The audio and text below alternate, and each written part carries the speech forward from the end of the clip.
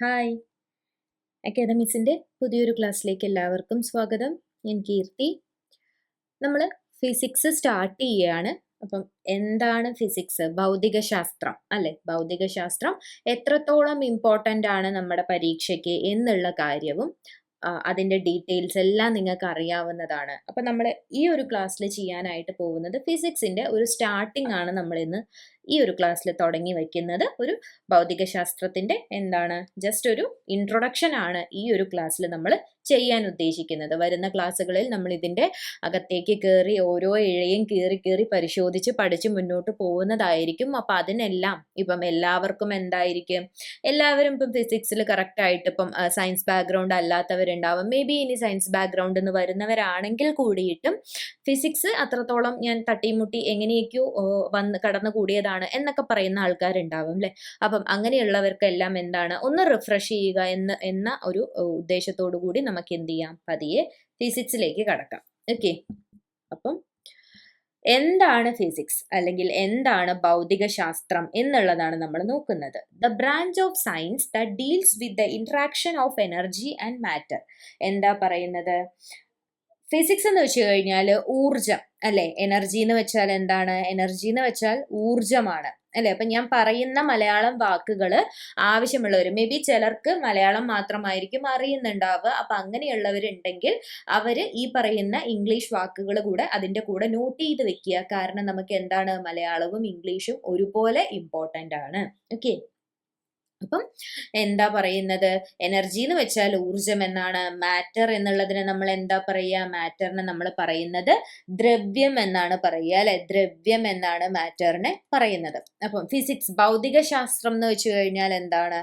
ഭൗതിക ശാസ്ത്രം. എന്താണ് ഭൗതികശാസ്ത്രം? ഭൗതികശാസ്ത്രം എന്ന് വെച്ച് കഴിഞ്ഞാൽ എനർജിയുടെയും മാറ്ററും എനർജിയും ഊർജവും ദ്രവ്യവും തമ്മിലുള്ള ഇന്ററാക്ഷൻസ് അല്ലെ. ഇന്ററാക്ഷൻ എന്ന് പറഞ്ഞാൽ എന്താണ്?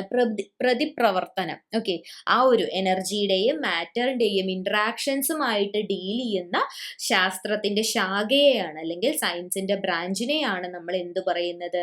ഫിസിക്സ് അല്ലെങ്കിൽ ഭൗതിക ശാസ്ത്രം എന്ന് പറയുന്നത്. ഓക്കെ, അപ്പൊ അത് ക്ലിയർ ആയിട്ടുണ്ട് എന്ന് വിചാരിക്കുന്നു. നോക്കാം. In a broad sense it is the study of the fundamental laws of nature and the expression of such phenomena in various ways. എന്താ പറയുന്നത്? നമ്മൾ കുറച്ചുകൂടി ഒരു ക്ലിയർ ആയിട്ട് നോക്കുകയാണ് എന്നുണ്ടെങ്കിൽ ഫണ്ടമെന്റൽ ലോസ് ഓഫ് നേച്ചർ, അതായത് പ്രകൃതിയുടെ അടിസ്ഥാന നിയമങ്ങളെ കുറിച്ചുള്ള പഠനമാണ് എന്ത്? ഭൗതിക ശാസ്ത്രം എന്ന് പറയുന്നത്. പിന്നെന്താണ്? ഈ ഒരു കാര്യങ്ങളുണ്ടല്ലോ, ഇപ്പൊ പല പല രീതിയിലുള്ള നമ്മൾ പ്രകൃതിയിൽ പല പല രീതിയിലുള്ള അടിസ്ഥാന തത്വങ്ങൾ അല്ലെങ്കിൽ എന്താണ് അടിസ്ഥാന നിയമങ്ങൾ ഉണ്ടാവും. അത് ഏതൊക്കെ രീതിയിലാണ് ആവിഷ്കരിക്കുന്നത്? ഇത്തരത്തിലുള്ള കാര്യങ്ങളൊക്കെയാണ് നമ്മൾ എന്തിൽ പഠിക്കുന്നത്? ഫിസിക്സിൽ പഠിക്കുന്നത്. ഓക്കെ, അപ്പൊ അത് ക്ലിയർ ആയി എന്ന് വിചാരിക്കുന്നു. Physics is basically divided into two main branches. Physics ഭൗതികശാസ്ത്രം അടിസ്ഥാനപരമായിട്ട് ബേസിക് ആയിട്ട് എത്രയായിട്ട് ഡിവൈഡ് ചെയ്തിട്ടുണ്ട്? രണ്ട് പ്രധാനപ്പെട്ട ബ്രാഞ്ചുകളായിട്ടാണ് ഫിസിക്സിനെ ഡിവൈഡ് ചെയ്തിരിക്കുന്നത്. ഏതൊക്കെയാണ്? മാക്രോസ്കോപ്പിക്കും മൈക്രോസ്കോപ്പിക്കും. ഓക്കെ, മാക്രോസ്കോപ്പിക് എന്ന് പറഞ്ഞു കഴിഞ്ഞാൽ എന്താണ്? അപ്പൊ ആവശ്യമുള്ളവർ അതും കൂടെ ഒന്ന് എടുത്തോ. സ്ഥൂലം എന്നാണ് എന്തിനെ പറയുന്നത്? മാക്രോസ്കോപ്പിക് ഡിവിഷനെ പറയുന്നത്. മൈക്രോസ്കോപ്പിക് ആണെങ്കിൽ എന്താ പറയുന്നത്? സൂക്ഷ്മം എന്നാണ് മൈക്രോസ്കോപ്പിക്കിനെ പറയുന്നത്. അപ്പൊ സ്ഥൂലം എന്നുള്ള മാക്രോസ്കോപ്പിക്കും സൂക്ഷ്മം എന്നുള്ള മൈക്രോസ്കോപ്പിക്, ഇങ്ങനെ രണ്ട് പ്രധാന വിഭാഗങ്ങളായിട്ടാണ് എന്തിനെ തിരിച്ചിരിക്കുന്നത്? ഫിസിക്സിനെ തിരിച്ചിരിക്കുന്നത്. ഓക്കെ, ക്ലിയർ ആയില്ലേ? ഫിസിക്സിന്റെ ബേസിക് ആയിട്ടുള്ള കാര്യങ്ങളാണ് നമ്മളിവിടെ പഠിച്ചു പോകുന്നത് കേട്ടോ. അപ്പൊ നോക്കാം. In the macroscopic category laboratories have expanded to include elements ranging from the earth to the celestial spheres. എന്താ പറയുന്നത്? മാക്രോസ്കോപ്പിക്കിനകത്ത് എന്തൊക്കെയാണുള്ളത്? ലബോറട്ടറീസ് ഉണ്ട് അല്ലെ, പരീക്ഷണശാലകള്. അത് എവിടെ? പരീക്ഷണശാലകളിൽ തുടങ്ങി എന്താ പറയുന്നത്? ഈ പറയുന്ന ഭൂമി, അതുപോലെ എന്താണ് ജ്യോതിർഗോളങ്ങൾ, സെലഷ്യൽ സ്ഫിയേഴ്സ് അല്ലെ. ജ്യോതിർഗോളങ്ങൾ എന്നാണ് സെലഷ്യൽ സ്ഫിയേഴ്സിനെ പറയുന്നത്. അതുവരെയുള്ള എന്താ പറയുന്നത്? അതുവരെയുള്ള വരെയുള്ള പരിണാമങ്ങളിലേക്ക് റേഞ്ച് ചെയ്ത് നിൽക്കുന്നതാണ് എന്തു പറയുന്നത്, മാക്രോസ്കോപ്പിക് കാറ്റഗറി എന്ന് പറയുന്നത്. ഓക്കെ, അപ്പൊ പരീക്ഷണശാലകളിൽ തുടങ്ങി എന്താ പറയുന്നത്, ജ്യോതിർഗോളങ്ങൾ സെലസ്റ്റിയൽ സ്ഫിയേഴ്സ് വരെ എത്തി നിൽക്കുന്ന അത്തരത്തിൽ അത്രയും എക്സ്പാൻഡ് ചെയ്ത് കിടക്കുന്ന ആ ഒരു വിഭാഗമാണ് നമ്മൾ ഫിസിക്സിലെ മാക്രോസ്കോപ്പിക് കാറ്റഗറി അല്ലെങ്കിൽ സ്ഥൂലം എന്നുള്ള വിഭാഗത്തിൽ പറയുന്നത്. ഓക്കെ, ഇനി അടുത്തത് മൈക്രോസ്കോപ്പിക് അല്ലെങ്കിൽ സൂക്ഷ്മമാണെങ്കിൽ അതിൽ എന്തൊക്കെയാണുള്ളത്, ആറ്റംസ്, മോളിക്യൂൾസ്, തന്മാത്ര അല്ലെ, മോളിക്യൂളിനെ പറയുന്ന പേരാണ് തന്മാത്ര, തന്മാത്ര എന്നാണ് പറയുന്നത്. പിന്നെന്താണ്, ന്യൂക്ലിയർ ഫിനോമിന അല്ലെ, ആണവ പ്രതിഭാസങ്ങൾ. ഇത്തരം കാര്യങ്ങളെല്ലാം ഇൻക്ലൂഡ് ചെയ്ത് കിടക്കുന്ന വിഭാഗമാണ് ഏത്, മൈക്രോസ്കോപ്പിക് വിഭാഗം എന്ന് പറയുന്നത്. ഓക്കെ, അപ്പൊ ഫിസിക്സിലെ പ്രധാനപ്പെട്ട 2 വിഭാഗങ്ങളായിരുന്നു മാക്രോസ്കോപ്പിക് കാറ്റഗറിയും മൈക്രോസ്കോപ്പിക് കാറ്റഗറിയും. മാക്രോസ്കോപ്പിൽ എന്തൊക്കെയാണ് പറയണത് എന്നുള്ളതും മൈക്രോസ്കോപ്പിൽ എന്തൊക്കെയാണ് പറയണത് എന്നുള്ള കാര്യവും ക്ലിയർ ആയിട്ട് മനസ്സിലാക്കിയിട്ടുണ്ട്, അത് നോട്ട് ചെയ്തിട്ടുണ്ട് എന്ന് വിചാരിക്കുന്നു. ഓക്കെ, നോക്കാം. ഇനി ഈ ഒരു ഫിസിക്സിനെ നമ്മൾ 2 രീതിയിൽ ക്ലാസിഫൈ ചെയ്തിട്ടുണ്ട്. ഓക്കെ, എന്തൊക്കെ രീതിയിലാണ്, 2 ശാഖകളാണ് ഇത്. ഏതൊക്കെയാണ്, ക്ലാസിക്കൽ ഫിസിക്സും മോഡേൺ ഫിസിക്സും. ഓക്കെ, അപ്പം ഈ ക്ലാസിക്കൽ ഫിസിക്സ് തന്നെ എത്ര രീതിയിലേക്ക് മാറ്റിയിട്ടുണ്ട്, ക്ലാസിക്കൽ ഫിസിക്സിന് തന്നെ നമ്മൾ അതിന് എന്ത് കൊടുത്തിട്ടുണ്ട്, ഡിവിഷൻ കൊടുത്തിട്ടുണ്ട്. ക്ലാസിക്കൽ ഫിസിക്സ് അല്ലെങ്കിൽ എന്താ പറയുന്നത്, ക്ലാസിക്കൽ ഭൗതിക ശാസ്ത്രം, classical mechanics. Okay, classical mechanics എന്ന് പറഞ്ഞു കഴിഞ്ഞാൽ മെക്കാനിക്സ് എന്ന് തന്നെയാണ് നമ്മൾ അതിനെ പറയുന്നത്. തെർമോഡൈനാമിക്സ്. ഓക്കെ, തെർമോഡൈനാമിക്സ് എന്തിൽ വരുന്നതാണ്, ക്ലാസിക്കൽ ഫിസിക്സിൽ വരുന്നതാണ്. ഒപ്റ്റിക്സ് എന്തിൽ, ഇതൊക്കെ എന്താണെന്നുള്ള കാര്യം നമ്മൾ ഡിസ്കസ് ചെയ്യുന്നുണ്ട് കേട്ടോ. അപ്പം ഒപ്റ്റിക്സ് വരുന്നുണ്ട്. അപ്പൊ നമുക്കൊരു കാര്യം ചെയ്യാം, ക്ലാസിക്കൽ മെക്കാനിക്സ് എന്താണെന്ന് ആദ്യം നോക്കാം. ക്ലാസിക്കൽ ഫിസിക്സ് എന്ന് വെച്ച് കഴിഞ്ഞാൽ refers to traditional physics as it was discovered and developed before the 20th century. അതായത് 20ാം നൂറ്റാണ്ടിന് മുൻപ് തിരിച്ചറിഞ്ഞിട്ട് വികസിപ്പിച്ചെടുത്ത് വന്ന ആ ഒരു പരമ്പരാഗതമായിട്ടുള്ള ഭൗതിക ശാസ്ത്രത്തെയാണ് നമ്മൾ എന്ത് പറയുന്നത്, ക്ലാസിക്കൽ ഫിസിക്സ് എന്ന് പറയുന്നത്. ഓക്കെ, 20ാം നൂറ്റാണ്ടിന് മുന്നേ കണ്ടുപിടിക്കുകയും വികസിപ്പിച്ചെടുക്കുകയും ചെയ്തിട്ടുള്ള പരമ്പരാഗതമായിട്ടുള്ള ഫിസിക്സ് ആണ് ക്ലാസിക്കൽ ഫിസിക്സ് എന്ന് പറയുന്നത്. ഈ ഒരു ഫിസിക്സിന്റെ ക്ലാസിക്കൽ ഫിസിക്സ് എന്നുള്ളത് ചലനം, അതായത് മോഷനും അതുപോലെ ഗ്രാവിറ്റി, ഗുരുത്വാകർഷണവുമായി ബന്ധപ്പെട്ടിട്ട്, സയൻസിന്റെ ചലനം, ഗുരുത്വാകർഷണം എന്നീ 2 മേഖലകളുമായി ബന്ധപ്പെട്ട് കിടക്കുന്ന പ്രധാനപ്പെട്ട ശാഖയാണ് ക്ലാസിക്കൽ ഫിസിക്സ് എന്ന് പറയുന്നത്. ഓക്കെ, അപ്പൊ ക്ലാസിക്കൽ ഫിസിക്സ് എന്താണ് എന്നുള്ള കാര്യം ക്ലിയർ ആയി. ഇനി നമ്മൾ എന്താ ചെയ്യാൻ പോകുന്നത്, ക്ലാസിക്കൽ ഫിസിക്സിൽ ഈ ഒരു ഡിവിഷൻ ആണ് നോക്കുന്നത്.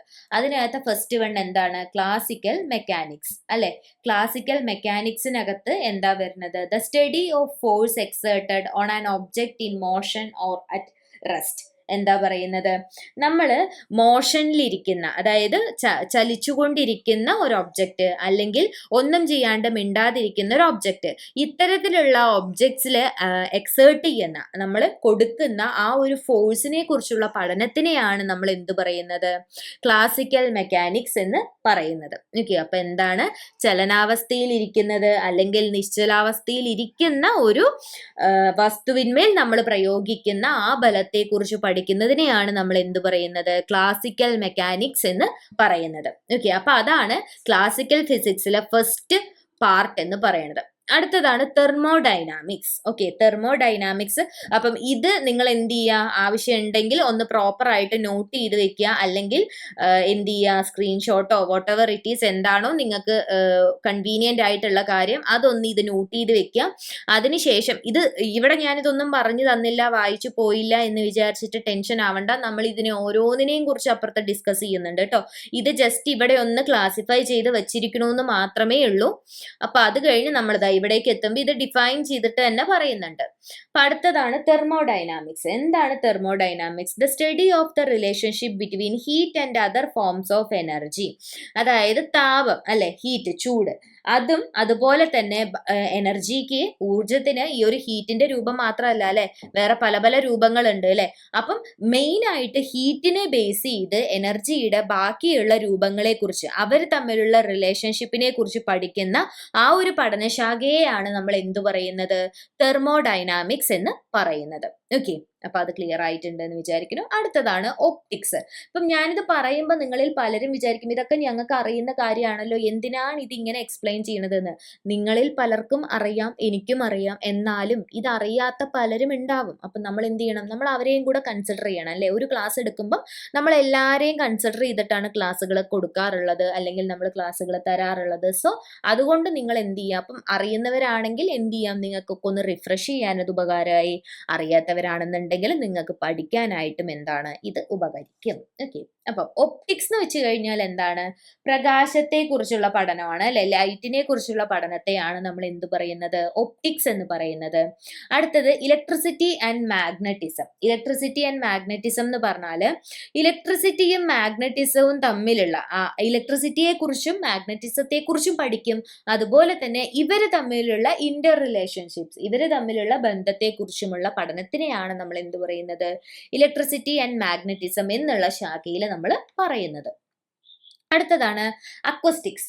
അക്വസ്റ്റിക്സ് എന്ന് വെച്ച് കഴിഞ്ഞാൽ സൗണ്ട് വേവ്സിനെ കുറിച്ച് പഠിക്കുന്നതിനാണ് നമ്മൾ എന്ത് പറയുന്നത്, അക്വസ്റ്റിക്സ് എന്ന് പറയുന്നത്. അപ്പൊ ഇത് ചിലപ്പോൾ മേ ബി അത്രയ്ക്ക് അങ്ങോട്ടേക്ക് എല്ലാവർക്കും പരിചിതമാണ് എന്ന് ഞാൻ വിശ്വസിക്കുന്നില്ല. കുറച്ചൊരു പുതിയ വാക്കായിരിക്കാം. അപ്പൊ എന്ത് ചെയ്യാം, അതൊന്ന് നോട്ട് ചെയ്ത് വെക്കാം. മലയാളം ഒന്നുമില്ല കേട്ടോ, ഇങ്ങനെ തന്നെയാണ് പറയുക, അക്വസ്റ്റിക്സ് എന്ന് തന്നെയാണ് പറയുക. സൗണ്ട് വേവ്, ശബ്ദതരംഗങ്ങളെ കുറിച്ചുള്ള പഠനത്തെയാണ് നമ്മൾ എന്ത് പറയുന്നത്, അക്വസ്റ്റിക്സ് എന്നുള്ള ഈ ഒരു വിഭാഗത്തിൽ ഇൻക്ലൂഡ് ചെയ്തിരിക്കുന്നത്. അടുത്തതാണ് ആസ്ട്രോഫിസിക്സ്. ആസ്ട്രോഫിസിക്സ് എന്ന് പറഞ്ഞാൽ എന്താണ്, സെലഷ്യൽ ബോഡീസ് അല്ലെ. സെലഷ്യൽ ബോഡീസ് എന്ന് പറഞ്ഞു കഴിഞ്ഞാൽ എന്താണ്, ആകാശഗോളങ്ങൾ അല്ലെ, അവരുടെ ഭൗതിക സ്വഭാവം അല്ലെങ്കിൽ അവരുടെ ഫിസിക്കൽ പ്രോപ്പർട്ടീസിനെ കുറിച്ച് പഠിക്കുന്നതിനെയാണ് നമ്മൾ എന്ത് പറയുന്നത്, ആസ്ട്രോഫിസിക്സ് എന്ന് പറയുന്നത് അല്ലെ. നമുക്ക് കണ്ണിൽ കാണാൻ പറ്റാത്തതും എന്നാൽ നമ്മൾ ബൈനോക്കുലർ ത്രൂ ഒക്കെ കണ്ടുപിടിച്ച് കാര്യങ്ങളെ കുറിച്ച് പഠിക്കുന്ന ആ ഒരു ശാസ്ത്ര ശാഖയാണ് ആസ്ട്രോഫിസിക്സ് എന്ന് പറയുന്നത്. അടുത്തതാണ് റിലേറ്റിവിറ്റി. റിലേറ്റിവിറ്റി എന്താണ്, one of the branches of theoretical physics that studies the relationship between space time and energy when an object is in motion. അതായത് ഒരു എന്താ പറയാ, ഒരു എന്തെങ്കിലും ഒരു സാധനം അല്ലെങ്കിൽ ഒരു വസ്തു ചലിക്കുന്ന സമയത്ത് അവിടെ ഉണ്ടാവുന്ന സ്ഥലമുണ്ട്, അതുപോലെ സമയമുണ്ട്, അവിടെ ചിലവാക്കുന്ന ഊർജം ഒക്കെ ഉണ്ട് അല്ലെ. അപ്പം ഒരു ബോഡി മൂവ്മെന്റിൽ ഇരിക്കുന്ന സമയത്ത് ഇവര് 3 പേര് തമ്മിലുള്ള റിലേഷൻഷിപ്സിനെ കുറിച്ച് പഠിക്കുന്ന ആ ഒരു ശാസ്ത്ര ശാഖയെയാണ് നമ്മൾ എന്ത് പറയുന്നത്, റിലേറ്റിവിറ്റി എന്ന് പറയുന്നത്. മനസ്സിലായോ? സ്പേസ് ടൈം എനർജി ഇവർ തമ്മിലുള്ള റിലേഷൻ ആണ് നമ്മൾ ഈ ഒരു വിഭാഗത്തിൽ കൂടുതലായിട്ടും ഫോക്കസ് ചെയ്ത് പഠിക്കുന്നത്. അപ്പം ഇത്രയുമാണ് എന്തിൽ വരുന്നത്. ഇതെല്ലാം എന്തിന്റെ അണ്ടറിൽ വരുന്നതായിരുന്നു, ക്ലാസിക്കൽ ഫിസിക്സിന്റെ അണ്ടറിൽ വരുന്നതാണ് അല്ലെ. അപ്പൊ നമ്മൾ ഇവിടെ നോക്കിയ ഇതെല്ലാം എന്തിന്റെ അണ്ടറിൽ വരുന്നതാണ്, ക്ലാസിക്കൽ ഫിസിക്സിന്റെ അണ്ടറിൽ വരുന്ന ശാഖകളാണ് അല്ലെങ്കിൽ ബ്രാഞ്ചസിനെ കുറിച്ചാണ് നമ്മൾ ഇവിടെ നോക്കിയത്. അപ്പൊ ഇത്രയും കാര്യങ്ങൾ ഞാൻ പറഞ്ഞു തന്നതെല്ലാം ക്ലിയർ ആയിട്ടുണ്ട് എന്ന് വിചാരിക്കുന്നു. ക്ലാസിക്കൽ ഫിസിക്സിലുള്ള ഈ പറഞ്ഞ 7 1 2 3 4 5 6 7 7 ഭാഗവും ക്ലിയർ ആയിട്ടുണ്ട് എന്ന് വിചാരിക്കുന്നു. അങ്ങനെയാണെന്നുണ്ടെങ്കിൽ നമുക്ക് എന്ത് ചെയ്യാം, അടുത്തതിലേക്ക് പോവാം. അടുത്തത് എന്താണ്, മോഡേൺ ഫിസിക്സ് അല്ലെങ്കിൽ ആധുനിക ഭൗതിക ശാസ്ത്രം അല്ലെ. നമ്മൾ ക്ലാസിക്കൽ ഫിസിക്സ് എന്ത് പറഞ്ഞു, 20th സെഞ്ചുറിക്ക് മുന്നേ വന്നതാണെന്ന് പറഞ്ഞു അല്ലെ. അപ്പം അങ്ങനെയാണെങ്കിൽ മോഡേൺ ഫിസിക്സ് എന്തായിരിക്കും, 20th സെഞ്ചുറിയുടെ തുടക്കം മുതൽ വന്നിട്ടുള്ള കൺസെപ്റ്റുകളും കാര്യങ്ങളും എല്ലാമാണ് എന്തിൽ ഇൻക്ലൂഡ് ആയിരിക്കുന്നത്, മോഡേൺ ഫിസിക്സ് അല്ലെങ്കിൽ ആധുനിക ഭൗതിക ശാസ്ത്രത്തിൽ ഇൻക്ലൂഡ് ചെയ്തിരിക്കുന്നത്. ഓക്കെ, അപ്പൊ അത് ക്ലിയർ ആയില്ലേ? അപ്പൊ നമുക്ക് നോക്കാം. മോഡേൺ ഫിസിക്സിൽ നമ്മൾ നേരത്തെ ഇവിടെ എന്ത് ചെയ്തിട്ടുണ്ട്, ഇവിടെ നമ്മൾ കുറച്ച് കാര്യങ്ങളൊക്കെ നോക്കിയിട്ടുണ്ട്. അതിന്റെ ഡീറ്റെയിലിംഗ് ആയിട്ടുള്ള കാര്യമാണ് നമ്മൾ ഇവിടെ നോക്കാനായിട്ട് പോകുന്നത്. അതിൽ ആദ്യത്തേതാണ് quantum mechanics. Okay, quantum mechanics എന്ന് പറഞ്ഞു കഴിഞ്ഞാൽ എന്താണ്, the study of the specific nature of phenomena the atomic and sub atomic levels. എന്താ പറയുന്നത്, നമ്മൾ ഏതൊരു കാര്യത്തിനാണെങ്കിലും എന്തുണ്ടാവും, ഒരു അറ്റോമിക് നേച്ചറും ഉണ്ടാവും, അതുപോലെ ഒരു സബ് അറ്റോമിക് നേച്ചറും ഉണ്ടാവും അല്ലെ. അപ്പൊ ഏതൊരു പ്രതിഭാസത്തിന്റെയും അറ്റോമിക് ലെവലിലും അതുപോലെ സബ് അറ്റോമിക് ലെവലിലുമുള്ള അതിന്റെ സ്പെസിഫൈഡ് ആയിട്ടുള്ള ആ ഒരു പഠനത്തെയാണ് നമ്മൾ എന്തിൽ ഇൻക്ലൂഡ് ചെയ്തിരിക്കുന്നത്, ക്വാണ്ടം മെക്കാനിക്സിനകത്ത് ഇൻക്ലൂഡ് ആക്കിയിരിക്കുന്നത്. ഓക്കെ, ക്ലിയർ ആയില്ലേ? അടുത്തതാണ് അറ്റോമിക് ഫിസിക്സ്. അറ്റോമിക് ഫിസിക്സ് എന്ന് പറയുമ്പോൾ എന്താ വരുന്നത്, അറ്റോമിക് ഫിസിക്സിൽ വരുന്നത് the branch of science that studies the structure of atoms and the properties of subatomic particles.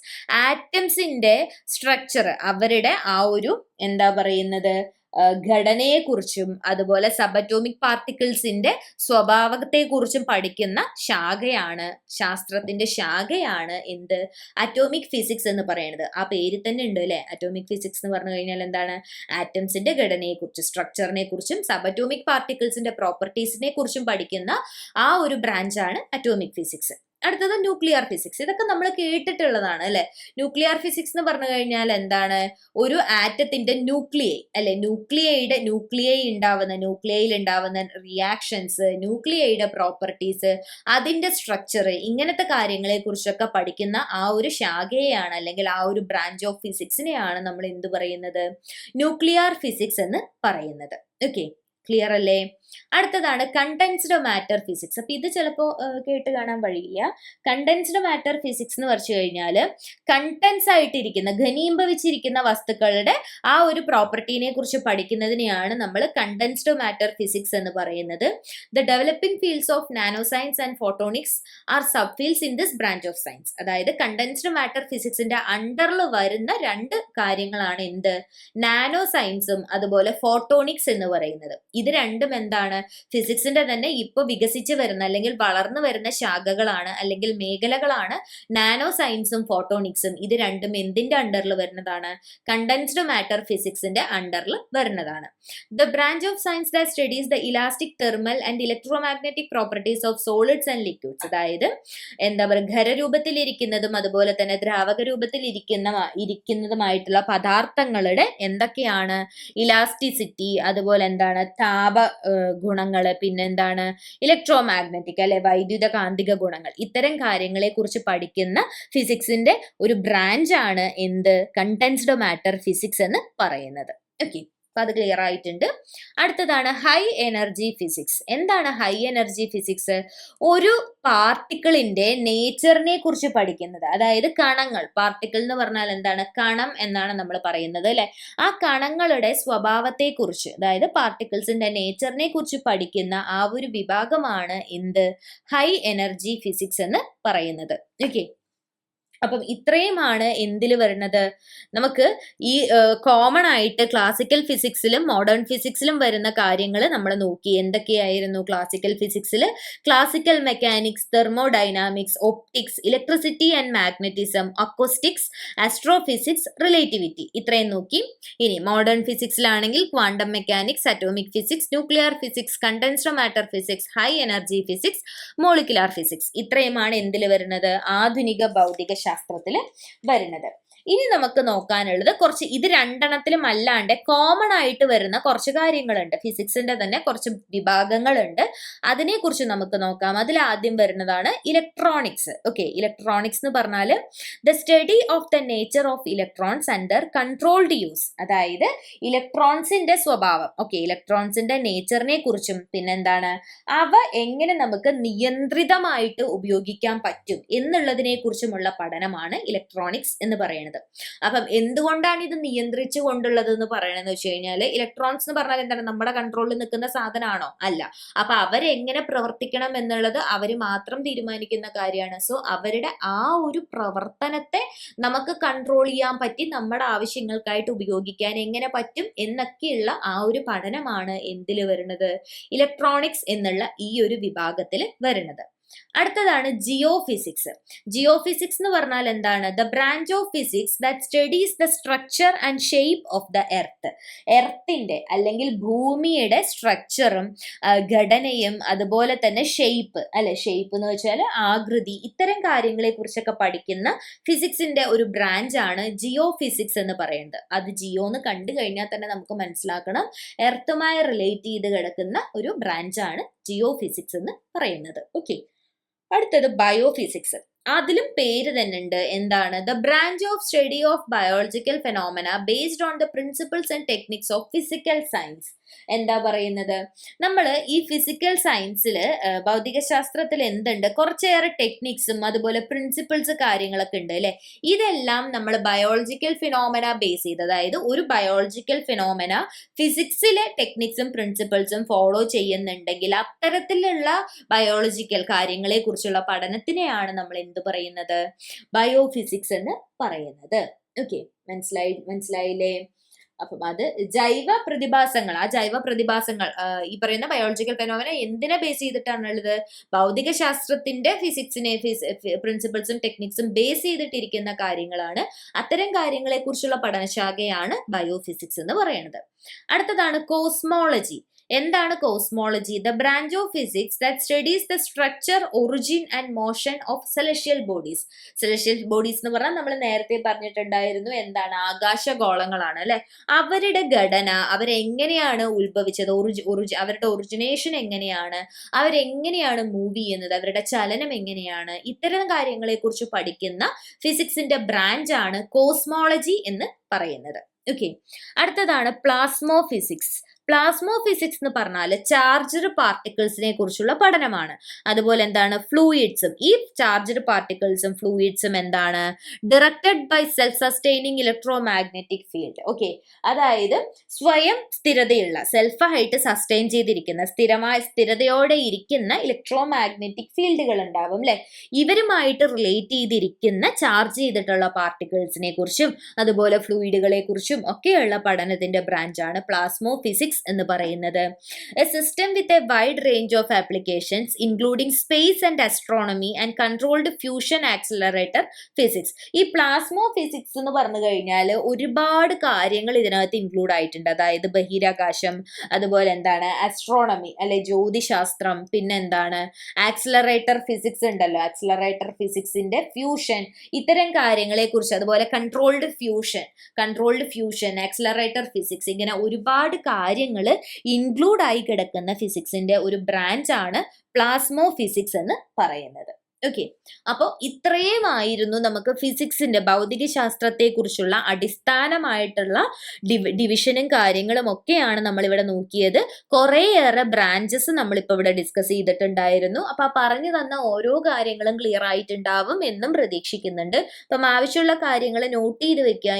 ഇപ്പൊ നോട്ട് ചെയ്ത് വെക്കാൻ പറ്റണില്ല, മടിയാണ്, സമയമില്ല എന്നൊക്കെ ഉള്ളവരാണെന്നുണ്ടെങ്കിൽ എന്ത് ചെയ്യുക?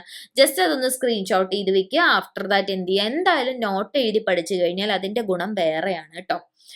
എനിവേ, അപ്പൊ അത് അവിടെ ഇരിക്കട്ടെ. നമുക്കിനി അടുത്തതിലേക്ക് പോവാം. അടുത്തത് നമ്മൾ എന്താ പഠിക്കാൻ പോകുന്നത്? മാറ്റർ. ഓക്കെ, അപ്പൊ ഇതെല്ലാവർക്കും അറിയണ കാര്യങ്ങൾ തന്നെയാണ്. എന്നാലും നമ്മൾ അതിനെ ഒന്നുകൂടെ ഒന്ന് പഠിച്ച് നമ്മൾ എന്ത് ചെയ്യണം? റീകോൾ ചെയ്യാണ്. ഓക്കെ, മാറ്റർ എന്ന് പറഞ്ഞാൽ എന്താണ്? ദ്രവ്യമാണ് അല്ലെ. ദ്രവ്യമാണ് മാറ്റർ എന്ന് പറയുന്നത്. അതായത് മാസുള്ള, ഇരിക്കാൻ സ്പേസ് ആവശ്യമായിട്ടുള്ള ഏതൊരു വസ്തുവിനെയും നമ്മൾ എന്താണ് പറയുക? ദ്രവ്യം എന്നാണ് പറയുന്നത്. മാസുള്ള, അവർക്കിരിക്കാൻ സ്ഥലം ആവശ്യമായിട്ടുള്ള ഏതൊരു വസ്തുവിനെയും നമ്മൾ പറയുന്ന പേര് ദ്രവ്യം അല്ലെങ്കിൽ മാറ്റർ എന്നാണ് നമ്മൾ അതിനെ പറയുന്നത്. ബേസിക് ആയിട്ട് 3 സ്റ്റേറ്റ്സ് ഓഫ് മാറ്റർ ആണ് ഉള്ളത്. Solid, liquid, gas. ഖരം, ദ്രാവകം, വാതകം എന്നിങ്ങനെ 3 ദ്രവ്യ അവസ്ഥയാണ് ജനറൽ ആയിട്ടുള്ളത്. അതല്ലാണ്ട് ശാസ്ത്രജ്ഞന്മാർ ഒരുപാട് കുലങ്കുഷിതമായ കണ്ടുപിടുത്തങ്ങളും കാര്യങ്ങളും ഒക്കെ കണ്ടുപിടിച്ചിട്ട് എന്ത് ചെയ്തിട്ടുണ്ട്? മൊത്തത്തിൽ ഒരു 8-9 സ്റ്റേറ്റ്സ് ഓഫ് മാറ്റർ ശരിക്കുമുണ്ട്. അതിനകത്ത് 7 നമ്മൾ ഇവിടെ പറയുന്നുണ്ട്. എന്തൊക്കെയാണ്? Solid, liquid, gas, plasma, Bose-Einstein condensate, fermionic condensate, quark, gluon, plasma. ഇങ്ങനെ 7 സ്റ്റേറ്റ്സ് ഓഫ് മാറ്റർ ആണ് നമുക്ക് നോക്കാനുള്ളത്, നമുക്ക് പഠിക്കാനുള്ളത്. ഓക്കെ, അപ്പൊ മാറ്റർ എന്താണെന്നും ഏതൊക്കെ സ്റ്റേറ്റ്സ് ഓഫ് മാറ്റർ ആണുള്ളത് എന്നും ക്ലിയർ ആയിട്ടുണ്ട് എന്ന് വിചാരിക്കുന്നു. നമുക്ക് നോക്കാം. ഇനി ഇത് മാത്രമല്ലാണ്ട് ചേഞ്ചസ് ഓഫ് സ്റ്റേറ്റ്സ് ഉണ്ട് കേട്ടോ. വേറെ ചേഞ്ചസ് ഉണ്ട്, അതും നമ്മൾ എന്ത് ചെയ്യുന്നുണ്ട്? നോക്കുന്നുണ്ട് കേട്ടോ. ആദ്യം നമുക്ക് നോക്കാം changes of state. Okay, changes of state എന്ന് പറഞ്ഞു കഴിഞ്ഞാൽ എന്താണ്? ഈ പറയുന്ന അവസ്ഥാ പരിവർത്തനം എന്ന് നമ്മൾ മലയാളത്തിൽ പറയും. അവസ്ഥാ പരിവർത്തനം, ഒരു ചേഞ്ച് സംഭവിക്കുന്നത് അല്ലെ. ഈ സ്റ്റേറ്റ് ചേഞ്ച് ആവുന്നത് ഏതൊരു വസ്തുവിന്റെയും അത് ഇരിക്കുന്ന ലെവലിൽ നിന്നും മാറി വേറൊരു കാര്യത്തിലേക്ക് മാറുന്നത് എപ്പോഴാണ്? ടെമ്പറേച്ചറിൽ ഉണ്ടാവുന്ന ചേഞ്ച് ആണ് അല്ലെ. താപനിലയിൽ വരുന്ന വ്യത്യാസത്തിനനുസരിച്ചിട്ടാണ് എന്ത് സംഭവിക്കുന്നത്? ചേഞ്ച് ഓഫ് സ്റ്റേറ്റ് സംഭവിക്കുന്നത്. നോക്കുകയാണെങ്കിൽ നോക്കിക്കേ, നമ്മളിപ്പോ ഒരു ഐസ് ക്യൂബ് കയ്യിലെടുത്തിട്ട് ഐസ് ക്യൂബ് ചൂടാക്കി കഴിഞ്ഞാൽ അതിനെന്ത് സംഭവിക്കും? അത് മെൽട്ടായിട്ട് വെള്ളമായിട്ട് മാറും അല്ലെ. അപ്പൊ എന്ത് സംഭവിച്ചു? അവിടെ സോളിഡ് സ്റ്റേറ്റിൽ നിന്നും ഏത് സ്റ്റേറ്റിലേക്കാണ് മാറിയത്? ലിക്വിഡ് സ്റ്റേറ്റിലേക്കാണ് മാറിയത് അല്ലെ. എഗെയിൻ ഈ വെള്ളത്തിനെ നമ്മൾ ചൂടാക്കുകയാണ്. വെള്ളത്തിനെ ചൂടാക്കി കഴിഞ്ഞാൽ അവിടെ എന്താ സംഭവിക്കുക? സ്റ്റീം, നീരാവിയാണ് അല്ലെ. അത് ഏത് സ്റ്റേറ്റിലേക്കാണ് പോകുന്നത്? ഗേഷ്യസ് സ്റ്റേറ്റിലേക്കാണ് അവിടെ കൺവേർഷൻ സംഭവിക്കുന്നത്. അപ്പൊ ഇതിൽ നിന്ന് എന്ത് മനസ്സിലായി? ടെമ്പറേച്ചർ ടെമ്പറേച്ചറിൽ ഉണ്ടാവുന്ന ഡിഫറൻസിനനുസരിച്ചിട്ടാണ് ഒരു സ്റ്റേറ്റിൽ നിന്നും വേറൊരു സ്റ്റേറ്റിലേക്ക് സബ്സ്റ്റൻസ് മാറുന്നത്. Okay. In all cases, when heat is applied, the energy of the particles increases and the attraction between the particles decreases. ഇപ്പം എല്ലാ കേസും എടുത്ത് നോക്കുമ്പോൾ നമുക്ക് മനസ്സിലായ കാര്യം എന്താണ്? നമ്മൾ ഹീറ്റ് അപ്ലൈ ചെയ്യുകയാണ്, നമ്മൾ ചൂടാക്കി കഴിയുമ്പം അവിടെ എന്താ ഉണ്ടാവുന്നത്? ഇപ്പം ഐസിനെ ചൂടാക്കുമ്പം അവിടുത്തെ പാർട്ടിക്കിൾസിന്റെ എനർജി കൂടും. എനർജി കൂടി കഴിയുമ്പോൾ സംഭവിക്കുന്നത് എന്താ വെച്ച് കഴിഞ്ഞാൽ പരസ്പരമുള്ള അട്രാക്ഷൻ എന്ത് സംഭവിക്കും? അവിടെ കുറയും. പരസ്പരം അട്രാക്ഷൻ കുറഞ്ഞു കഴിഞ്ഞാൽ അവിടെ എന്തുണ്ടാവും? അവിടെ ആ മൂവ്മെന്റ് കൂടും, ഒരു സ്റ്റേറ്റിൽ നിന്നും വേറൊരു സ്റ്റേറ്റിലേക്ക് മാറുക ചെയ്യുന്നുണ്ട്. Okay, particles in gases have more energy than in solid and liquid States. അപ്പൊ ഇതിൽ നിന്ന് നമുക്ക് സ്വാഭാവികമായിട്ടും എന്ത് മനസ്സിലാക്കാം? വാതകത്തിലുള്ള അല്ലെങ്കിൽ ഗ്യാസിലുള്ള പാർട്ടിക്കിൾസിനാണ് ലിക്വിഡ് സ്റ്റേറ്റിലെയും സോളിഡ് സ്റ്റേറ്റിലെയും പാർട്ടിക്കിൾസിനെ കമ്പയർ ചെയ്യുമ്പം എനർജി കൂടുതലുള്ളത് ആർക്കാണ്? ഗേഷ്യസ് സ്റ്റേറ്റിലുള്ള പാർട്ടിക്കിൾസിലാണ് എനർജി നമുക്ക് കൂടുതലായിട്ട് കാണാൻ പറ്റുന്നത്. ഓക്കെ, ഇപ്പൊ ചേഞ്ചസ് ഓഫ് സ്റ്റേറ്റിനെ കുറിച്ചാണ് ഇവിടെ പറഞ്ഞ പോയിന്റ്സ് ക്ലിയർ ആയിട്ടുണ്ട് എന്ന് വിചാരിക്കുന്നു. ഇനി നമുക്ക് നോക്കാം changes that occur to particles when they absorb heat. അതായത് ഇപ്പം ചൂട് അബ്സോർബ് ചെയ്യുകയാണ് അല്ലെങ്കിൽ എന്ത് സംഭവിക്കുകയാണ്? താപം, ആഗിരണം എന്നാണ് പറയുക അല്ലെ. അബ്സോർബിനെ പറയുന്ന മലയാള വാക്കാണ് ആഗിരണം. അപ്പം എന്ത് സംഭവിക്കുകയാണ്? ചൂട് അബ്സോർബ് ചെയ്യുന്ന സമയത്ത് ഒരു പാർട്ടിക്കിളിൽ എന്തൊക്കെ മാറ്റങ്ങളാണ് സംഭവിക്കുന്നത് എന്നാണ് നോക്കുന്നത്. The energy of the particles increases. നമ്മൾ പറഞ്ഞു ആ പാർട്ടിക്കിൾസ് കണങ്ങളിലെ എന്ത് സംഭവിക്കും? ഊർജം അല്ലെങ്കിൽ എനർജി കൂടാനായിട്ട് തുടങ്ങും. അങ്ങനെ എനർജി കൂടുന്ന സമയത്ത് അവിടെ എന്ത് സംഭവിക്കും? പാർട്ടിക്കിൾസ് തമ്മിലുള്ള ഡിസ്റ്റൻസ് കൂടും. ഓക്കെ, എനർജി കൂടുമ്പോൾ ഓരോന്നിനും സെപ്പറേറ്റ് ആയിട്ട് നിൽക്കാൻ പറ്റും. അപ്പൊ എന്ത് സംഭവിക്കും? അവർ പരസ്പരമുള്ള ഫോഴ്സ് ഓഫ് അട്രാക്ഷൻ അവിടെ എന്ത് സംഭവിക്കും? ഡിസ്റ്റൻസ് കൂടും. ഡിസ്റ്റൻസ് എങ്ങനെയാണ് കൂടുന്നത്? പാർട്ടിക്കിൾസ് തമ്മിലുള്ള ഫോഴ്സ് ഓഫ് അട്രാക്ഷൻ അല്ലെങ്കിൽ അട്രാക്ഷൻ കുറയും. അട്രാക്ഷൻ കുറയുമ്പോൾ ഓട്ടോമാറ്റിക്കലി അവർ പല രീതിയിലേക്ക് ദൂരേക്ക് മാറിപ്പോകും. അങ്ങനെ വരുമ്പോൾ അവിടെ എന്ത് സംഭവിക്കും? ഡിസ്റ്റൻസ് കൂടും. ഓക്കെ, അപ്പം ഈ 3 കാര്യങ്ങളാണ് നമ്മൾ ഒരു വസ്തുവിലേക്ക് നമ്മൾ ചൂട് കൊടുക്കുമ്പം അവിടെ സംഭവിക്കുന്ന മാറ്റങ്ങൾ എന്ന് പറയുന്നത്. ഓക്കെ, അപ്പൊ അത് ക്ലിയർ ആയിട്ടുണ്ട് എന്ന് വിചാരിക്കണം. ഇനി 2 കാര്യങ്ങൾ നമുക്ക് നോക്കാനുണ്ട്. ഞാനിത് കളർ ചെയ്യണം എന്ന് വിചാരിച്ചു, മറന്നുപോയി. ഡിഫ്യൂഷനും സബ്ലിമേഷനും. ഓക്കെ, അപ്പൊ എന്താണ് diffusion? The movement of particles from an area of high concentration to low concentration occurs in all states of matter. ഏതൊരു സ്റ്റേറ്റ്സ് ഓഫ് മാറ്ററിൽ ഇരിക്കുകയാണെങ്കിലും whatever it is solid, liquid or whether it is solid, liquid or gas, എന്താണ്? Particles high കോൺസെൻട്രേഷനിൽ നിന്നും low concentration ഏരിയയിലേക്കുള്ള പാർട്ടിക്കിൾസിന്റെ മൂവ്മെന്റിനെയാണ് നമ്മൾ എന്ത് പറയുന്നത്? Diffusion എന്ന് പറയുന്നത്. ഓക്കെ, ഇനി എന്താണ് sublimation? A phase transition where a substance changes directly from a solid to a gaseous state bypassing the liquid phase. എന്താ പറയുന്നത്? ഒരു ഫേസ് ട്രാൻസിഷൻ ആണ് അവിടെ സംഭവിക്കുന്നത് അല്ലെ. എങ്ങനെയാണ് സംഭവിക്കുന്നത്? നമ്മൾ ഒരു സബ്സ്റ്റൻസ് സോളിഡ് ഫേസിൽ നിന്നും ഡയറക്റ്റ് ആയിട്ട് ഗേഷ്യസ് സ്റ്റേറ്റിലേക്ക് പോവുകയാണ്. സോളിഡ്, ലിക്വിഡ്, ഗ്യാസ് എന്നുള്ള ഈ ഒരു ചേഞ്ച് ഓഫ് സ്റ്റേറ്റ് അല്ലാണ്ട് ലിക്വിഡ് സ്റ്റേറ്റിനെ കംപ്ലീറ്റ് ആയിട്ട് സ്കിപ്പ് ചെയ്യുക അല്ലെങ്കിൽ ബൈപ്പാസ് ചെയ്തിട്ട് സോളിഡിൽ നിന്നും ഡയറക്റ്റ് ആയിട്ട് ഗ്യാസ് ആയിട്ട് കൺവേർട്ട് ആവുന്ന ഈ ഒരു ട്രാൻസിഷനെയാണ് നമ്മൾ എന്ത് പേര് പറയുന്നത്? സബ്ലിമേഷൻ എന്ന് പറയുന്നത്. ഓക്കെ, അപ്പൊ സബ്ലിമേഷനും ഡിഫ്യൂഷനും ക്ലിയർ ആയിട്ടുണ്ട് എന്ന് വിചാരിക്കുന്നു. മലയാള വാക്കുകൾ വേണമെങ്കിൽ നോട്ട് ചെയ്തോളൂ.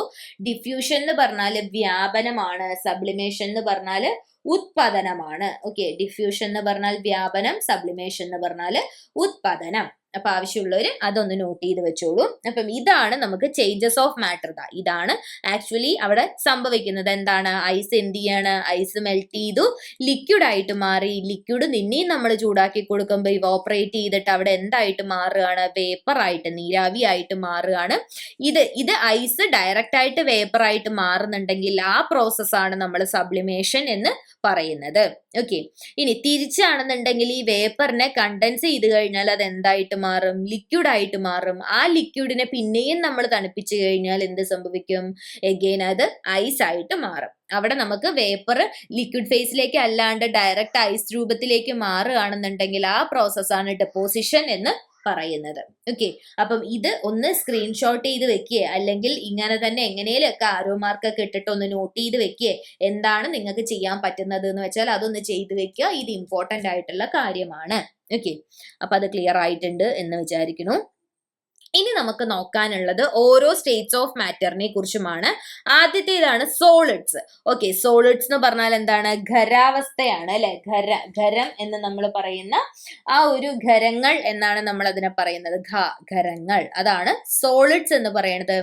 Because the particles in solids are so close together they have very little freedom of movement. ഇപ്പൊ സോളിഡ്സിനെ കുറിച്ച് നമ്മൾ ഒരുപാട് ക്ലാസ്സുകളിൽ മുൻപേയും പഠിച്ചിട്ടുണ്ട്.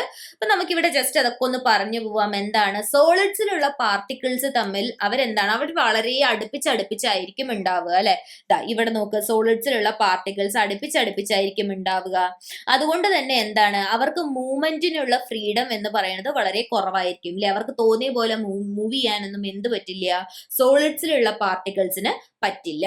The constituent particles of solids have fixed position. സോളിഡ്സിലുള്ള ഓരോ പാർട്ടിക്കിൾസിനും എന്തുണ്ട്, അവരുടേതായിട്ടുള്ള ഫിക്സഡ് ആയിട്ടുള്ള പൊസിഷൻ ഉണ്ട്.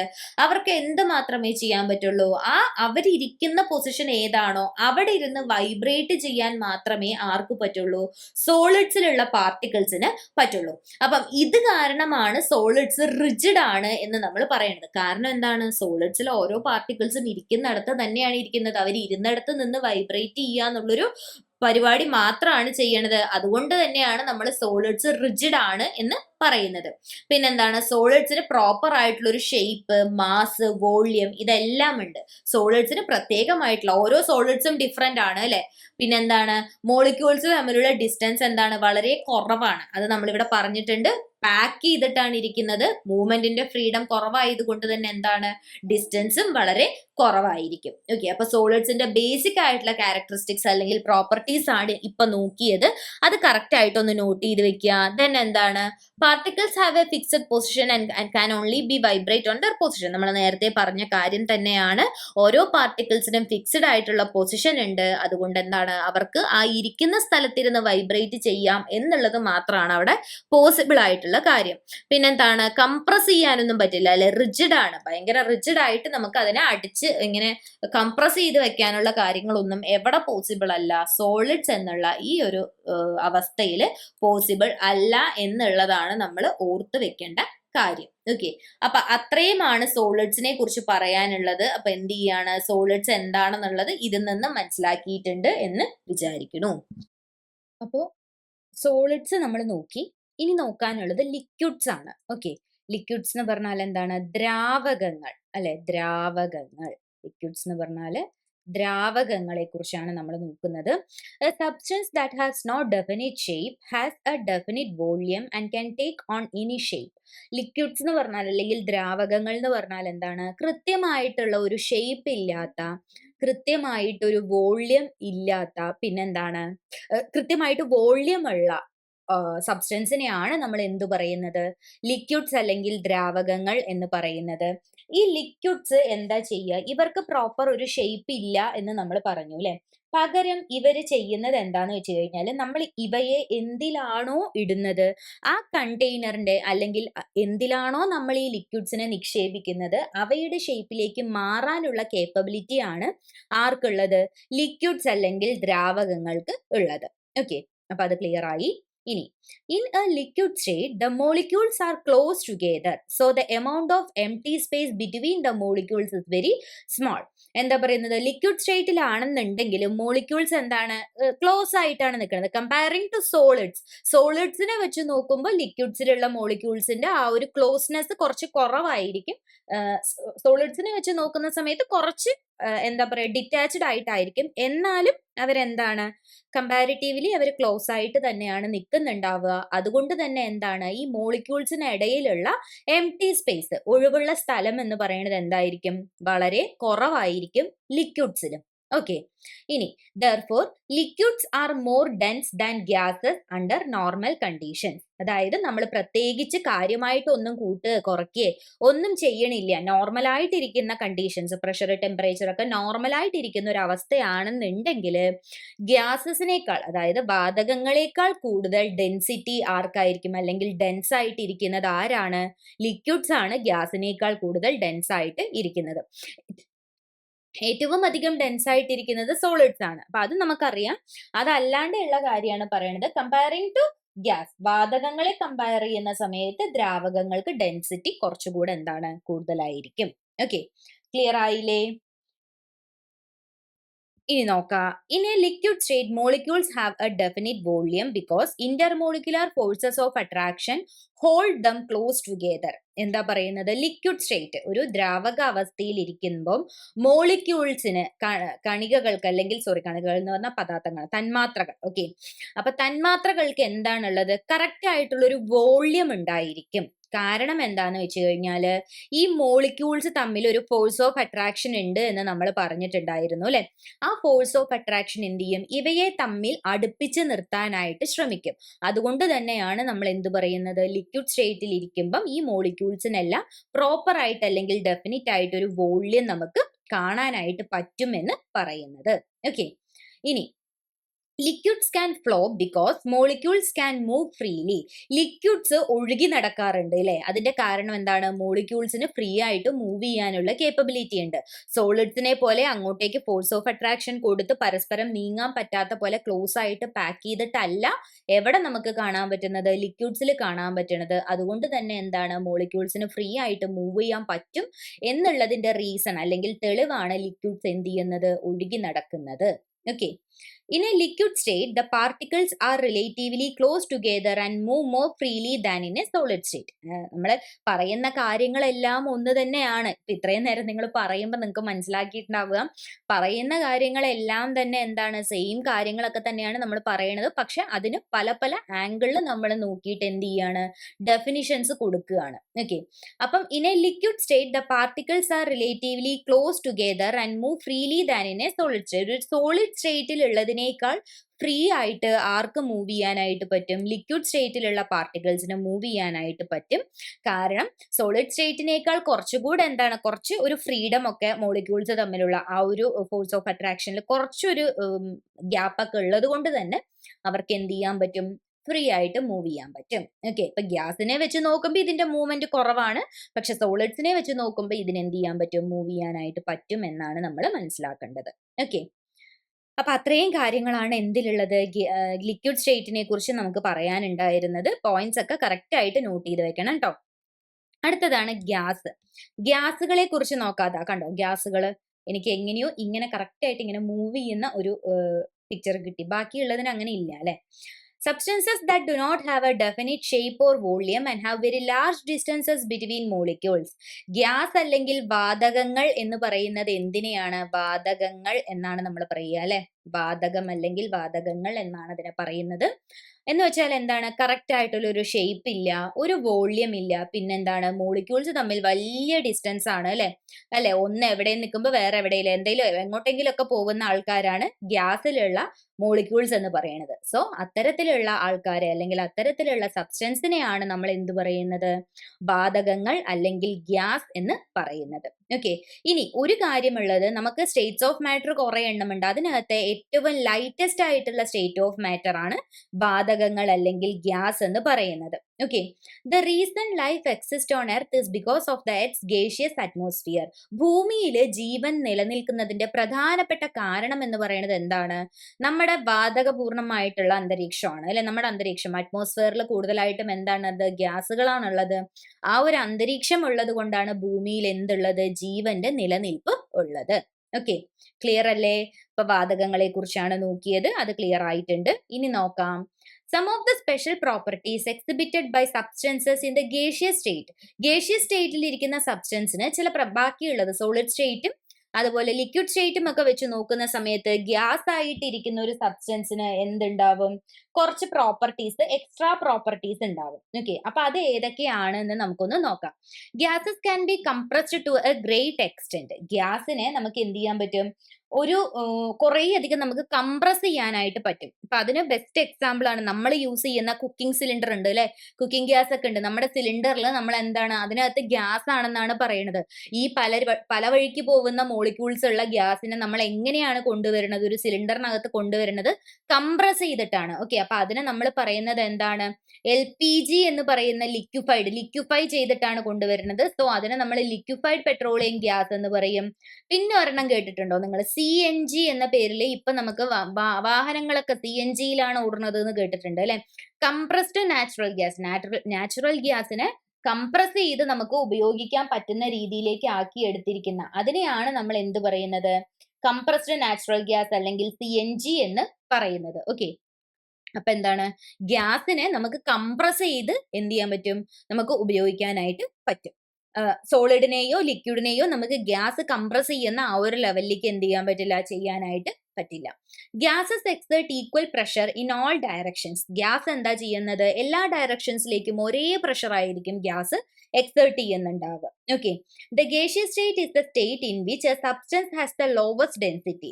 ഒരു സബ്സ്റ്റൻസിന് ഏറ്റവും കുറവ് ഡെൻസിറ്റി നമുക്ക് കാണാൻ പറ്റുന്നത് അത് ഗേഷ്യസ് സ്റ്റേറ്റിൽ ഇരിക്കുമ്പോഴാണ്. ഓക്കെ, വാതകാവസ്ഥയിൽ ഇരിക്കുമ്പോഴാണ് ഒരു സബ്സ്റ്റൻസ് ഏറ്റവും കുറവ് ഡെൻസിറ്റി കാണിക്കുക. കാരണം എന്താണ്, മോളിക്യൂൾസ് തമ്മിൽ വലിയ ഡിസ്റ്റൻസ് ആണ് അല്ലെ, അവരുടെ ഫോഴ്സ് ഓഫ് അട്രാക്ഷൻ എന്ന് പറയുന്നത് വളരെ കുറവാണ്. അതുകൊണ്ട് തന്നെ എന്താണ്, ഗേഷ്യസ് സ്റ്റേറ്റിൽ ഇരിക്കുന്ന ഒരു സബ്സ്റ്റൻസിന്റെ ഡെൻസിറ്റി എപ്പോഴും കമ്പയറിംഗ് ടു സോളിഡ് സ്റ്റേറ്റും ലിക്വിഡ് സ്റ്റേറ്റും വളരെ കുറവായിരിക്കും. ഓക്കെ, അപ്പൊ അത്രയും കാര്യങ്ങളാണ് നമുക്ക് എന്തിനെ കുറിച്ച് നോക്കാനുള്ളത്, ഗ്യാസിനെ കുറിച്ച് പറഞ്ഞു തന്നത് മനസ്സിലായി. ഇനി കുറച്ച് കാര്യങ്ങളും കൂടെ ഉണ്ട്. നമ്മൾ പറഞ്ഞ കാര്യങ്ങളൊക്കെ തന്നെ എന്ത് തന്നെയാണ്, ഒന്ന് സമപ്പ് ചെയ്തെടുക്കുക എന്നുള്ളത് മാത്രമേ ഇതിനകത്ത് ചെയ്യണുള്ളൂ. Gas has no definite shape or volume. എന്താ പറയുന്നത്, ഗ്യാസിന് പ്രോപ്പർ ആയിട്ടുള്ള ഷേപ്പ് അല്ലെങ്കിൽ വോളിയം ഒന്നും തന്നെ ഇല്ല. പകരം ലിക്വിഡ് പോലെ തന്നെ ഇതെന്താ ചെയ്യുന്നത്, ഏത് കണ്ടെയ്നറിലാണോ നമ്മൾ ഗ്യാസിനെ എടുക്കുന്നത് ആ കണ്ടെയ്നറിന്റെ ഷേപ്പും വോളിയവുമാണ് ആര് ഒക്യുപ്പൈ ചെയ്യുന്നത്, ഗ്യാസ് ഒക്യുപ്പൈ ചെയ്യുന്നത്. Okay, no matter what ratio the gases are mixed in, they will completely combine to form a homogeneous mixture without any external help. അതായത് നമ്മളിപ്പോ ഒന്നോ രണ്ടോ മൂന്നോ ഗ്യാസുകൾ തമ്മിൽ മിക്സ് ചെയ്യുകയാണെന്ന് വിചാരിച്ചോ. ഓക്കെ, ഏത് റേഷ്യോയിലാണ് ഇപ്പോൾ ഓക്സിജൻ കൂടുതൽ എടുത്തു അല്ലെങ്കിൽ കാർബൺ ഡൈ ഓക്സൈഡ് കുറവെടുത്തു, ഇങ്ങനെ ഒന്നുമില്ല. ഏത് റേഷ്യോയിൽ നമ്മൾ മിക്സ് ചെയ്താലും ഈ ഗ്യാസുകളുടെ ഒരു പ്രത്യേകത എന്ന് വെച്ചാൽ അവരെന്ത് ചെയ്യും, അവർ കംപ്ലീറ്റ് ആയിട്ട് കമ്പൈൻ ചെയ്തൊരു ഹോമോജീനസ് മിക്സ്ചർ ആയിരിക്കും അവിടെ പ്രൊഡ്യൂസ് ആവുന്നത്. ഒരു രീതിയിലുള്ള എക്സ്റ്റേണൽ ഹെൽപ്പും ഇല്ലാതെ തന്നെ ഒരു ഹോമോജീനസ് മിക്സ്ചർ ആയി മാറാനുള്ള കേപ്പബിലിറ്റി അല്ലെങ്കിൽ ആ ഒരു കഴിവ് ആർക്കുണ്ട്, ഗ്യാസുകൾക്ക് ഉണ്ട്. Okay, the force of attraction between gas molecules is very weak. എന്താ പറയുന്നത്, ഗ്യാസ് മോളിക്യൂൾസ് തമ്മിലുള്ള ഫോഴ്സ് ഓഫ് അട്രാക്ഷൻ വളരെ വീക്കാണ് അല്ലെ, വളരെ പരിതാപകരമായിട്ടുള്ള കാര്യമായിട്ടുള്ള ഫോഴ്സ് ഓഫ് അട്രാക്ഷൻ ഒന്നും തന്നെ അവിടുത്തെ മോളിക്യൂൾസ് തമ്മിൽ ഇല്ല. അതുകൊണ്ട് തന്നെയാണ് നമ്മൾ എന്ത് പറയുന്നത്, അവിടെ എന്താണ്, ഡെൻസിറ്റി വളരെ കുറവാണ്, അവർക്ക് ഫ്രീ ഫ്ലോ ഭയങ്കരമായിട്ട് കൂടുതലാണ്. ഇത്തരം കാര്യങ്ങൾക്കെല്ലാം റീസൺ ആയിട്ട് വരുന്നത് എന്താണ്, ഗേഷ്യസ് സ്റ്റേറ്റിൽ ഇരിക്കുന്ന ഒരു സബ്സ്റ്റൻസിലുള്ള മോളിക്യൂൾസ് തമ്മിലുള്ള ഫോഴ്സ് ഓഫ് അട്രാക്ഷൻ വളരെ കുറവായിരിക്കും. ഓക്കെ, അപ്പൊ അത്രയും കാര്യങ്ങൾ ക്ലിയർ ആയി എന്ന് വിചാരിക്കുന്നു. വാതകങ്ങൾ അല്ലെങ്കിൽ ഗ്യാസിനെ കുറിച്ചാണ് നമ്മളിപ്പോ നോക്കിയത്. അത് ഓക്കെ ആയിട്ടുണ്ട് എന്നാണെങ്കിൽ നമുക്ക് എന്ത് ചെയ്യാം, ജസ്റ്റ് ഇവിടെ ഒന്ന് നോക്കാം അല്ലെ. ഇപ്പൊ ഇത് ആവശ്യമുള്ളവരൊന്ന് പോയിന്റ് ചെയ്ത് വെച്ചോ. സോളിഡ്സിനാണെങ്കിൽ എന്തുണ്ട്, മാസ് ഉണ്ട്. മാസ് ആർക്കുണ്ട്, സോളിഡിനും ലിക്വിഡിനും ഗ്യാസിനും എന്തുണ്ട്, മാസ് ഉണ്ട്. സോളിഡിനും ലിക്വിഡിനും മാത്രമേ ഫിക്സഡ് വോള്യം ഉള്ളൂ. ഓക്കെ, ഗ്യാസിന് എന്തില്ല, ഫിക്സ് ആയിട്ടുള്ള ഒരു വോള്യം ഇല്ല. ദെൻ ഫിക്സ്ഡ് ഷേപ്പ് ആർക്ക് മാത്രമേ ഉള്ളൂ, സോളിഡ്സിന് മാത്രമേ ഫിക്സ്ഡ് ആയിട്ടുള്ള ഒരു ഷേപ്പ് ഉള്ളൂ. ആർക്കിതില്ല, ലിക്വിഡിനും ഗ്യാസിനും തന്നെ എന്തില്ല, ഒരു പ്രോപ്പർ ആയിട്ടുള്ള ഷേപ്പ് ഇല്ല. ഏത് കണ്ടെയ്നറിലാണോ നമ്മൾ വെക്കുന്നത് അവരുടെ ഷേപ്പും വോള്യൂം ഒക്കെയാണ് ഗ്യാസ് എടുക്കുന്നത്. ലിക്വിഡിന് വോള്യം ഉണ്ട്, പക്ഷെ ഷേപ്പ് എന്താണ്, ഏത് സബ്സ്റ്റൻസ് ആണോ എടുക്കുന്നത് അതിനനുസരിച്ചിട്ടാണ് എന്ത് ചെയ്യുന്നത്, ലിക്വിഡ് ആ ഷേപ്പിലേക്കാണ് മാറുന്നത്. ഓക്കെ, അപ്പൊ അത്രയും കാര്യങ്ങൾ ക്ലിയർ ആയിട്ടുണ്ട് എന്ന് വിചാരിക്കുന്നു. അപ്പൊ നമ്മൾ സോളിഡ്, ലിക്വിഡ്, ഗ്യാസ് എന്നുള്ള പ്രൊമിനന്റ് ആയിട്ടുള്ള 3 സ്റ്റേറ്റ്സ് ഓഫ് മാറ്റർ ആണ് ഇപ്പൊ ഡിസ്കസ് ചെയ്തത്. ഇനി നമ്മൾ നോക്കാൻ പോകുന്നത് അടുത്തത് എന്താണ്, പ്ലാസ്മയാണ് അല്ലെ. 4ാമത്തെ സ്റ്റേറ്റ് ഓഫ് മാറ്റർ ആണ് പ്ലാസ്മ എന്ന് പറയുന്നത്. The most abundant state of matter in the universe. നമ്മുടെ അന്തരീക്ഷത്തിൽ അല്ലെങ്കിൽ പ്രപഞ്ചത്തിലെ ഏറ്റവും കൂടുതൽ കാണപ്പെടുന്ന ഒരു സ്റ്റേറ്റ് ഓഫ് മാറ്റർ ആണ്, ഒരു ദ്രവ്യ അവസ്ഥയാണ് എന്ത്, പ്ലാസ്മ എന്ന് പറയുന്നത്. ഇത് ഇമ്പോർട്ടന്റ് ആണ്. കുറെ തവണ PSC എക്സാംസിന് റിപ്പീറ്റ് ആയി ചോദിച്ചിട്ടുള്ള ഒരു പോയിന്റ് ആണ് ഇത്. Which is the most abundant state of matter in the universe. നമ്മുടെ പ്രപഞ്ചത്തിൽ ഏറ്റവും അധികം കാണപ്പെടുന്ന സ്റ്റേറ്റ് ഓഫ് മാറ്റർ, ദ്രവ്യാവസ്ഥ ഏതാണ് എന്നുള്ളത് ഒന്നിൽ കൂടുതൽ എന്നല്ല 3ഓ 4ഓ വട്ടത്തിൽ കൂടുതൽ തവണ ചോദിച്ചിട്ടുള്ള, പല രൂപത്തിൽ ചോദിച്ചിട്ടുള്ള ക്വസ്റ്റ്യൻ ആണ് ഇത്. അപ്പൊ അതിന്റെ ആൻസർ എന്താണ്, പ്ലാസ്മയാണ് അതിന്റെ ആൻസർ. ഓക്കെ, ക്ലിയർ ആയില്ലേ. Plasma is created when a gas is heated to such high temperatures that electrons are stripped from atoms forming ions and free electrons. എപ്പോഴാണ് ഒരു പ്ലാസ്മ നിർമ്മിക്കപ്പെടുന്നത്? നമ്മളൊരു ഗ്യാസിനെ വളരെ വലിയ ടെമ്പറേച്ചറിലേക്ക് എന്ത് ചെയ്യാണ്? ചൂടാക്കുകയാണ്. ഓക്കെ, നല്ല ടെമ്പറേച്ചർ കൊടുത്ത് ചൂടാക്കുന്ന സമയത്ത് എന്ത് സംഭവിക്കും? ആറ്റത്തിൽ നിന്ന് ഇലക്ട്രോൺസ് ഒക്കെ സ്ട്രിപ്പ് ചെയ്ത് വരും. ഓക്കെ, ആറ്റത്തിൽ നിന്ന് ഇലക്ട്രോൺസ് സ്ട്രിപ്പ് ചെയ്ത് അവിടെ എന്ത് ഫോം ചെയ്യും? അയോൺസും ഫ്രീ ഇലക്ട്രോൺസും ഒക്കെ ഫോം ആവാനായിട്ട് തുടങ്ങും. ഓക്കെ, പ്ലാസ്മ എന്ന് പറയുന്നത് ചാർജ്ഡ് പാർട്ടിക്കിൾ ആണ്, അല്ലെങ്കിൽ ചാർജ്ഡ് സ്റ്റേറ്റ് ഓഫ് മാറ്റർ ആണ് എന്നുള്ള കാര്യം ഓർമ്മിക്കണം. അങ്ങനെയാണ് എന്തുണ്ടാവുന്നത്? പ്ലാസ്മ ഉണ്ടാക്കി എടുക്കുന്നത്. Okay, the sun and other stars are composed primarily of plasma. സൂര്യനും മറ്റ് നക്ഷത്രങ്ങളും ഒക്കെ എന്താണ് നിർമ്മിച്ചിരിക്കുന്നത്? ഈ ഒരു നമുക്ക് സൂര്യന്റെയും നക്ഷത്രങ്ങളുടെയും ഒക്കെ കേന്ദ്രഭാഗത്ത് ഒരു പ്രൊമിനന്റ് ആയിട്ടുള്ള ഭാഗത്ത് കാണാൻ പറ്റുന്നതാണ് പ്ലാസ്മ എന്ന് പറയുന്നത്.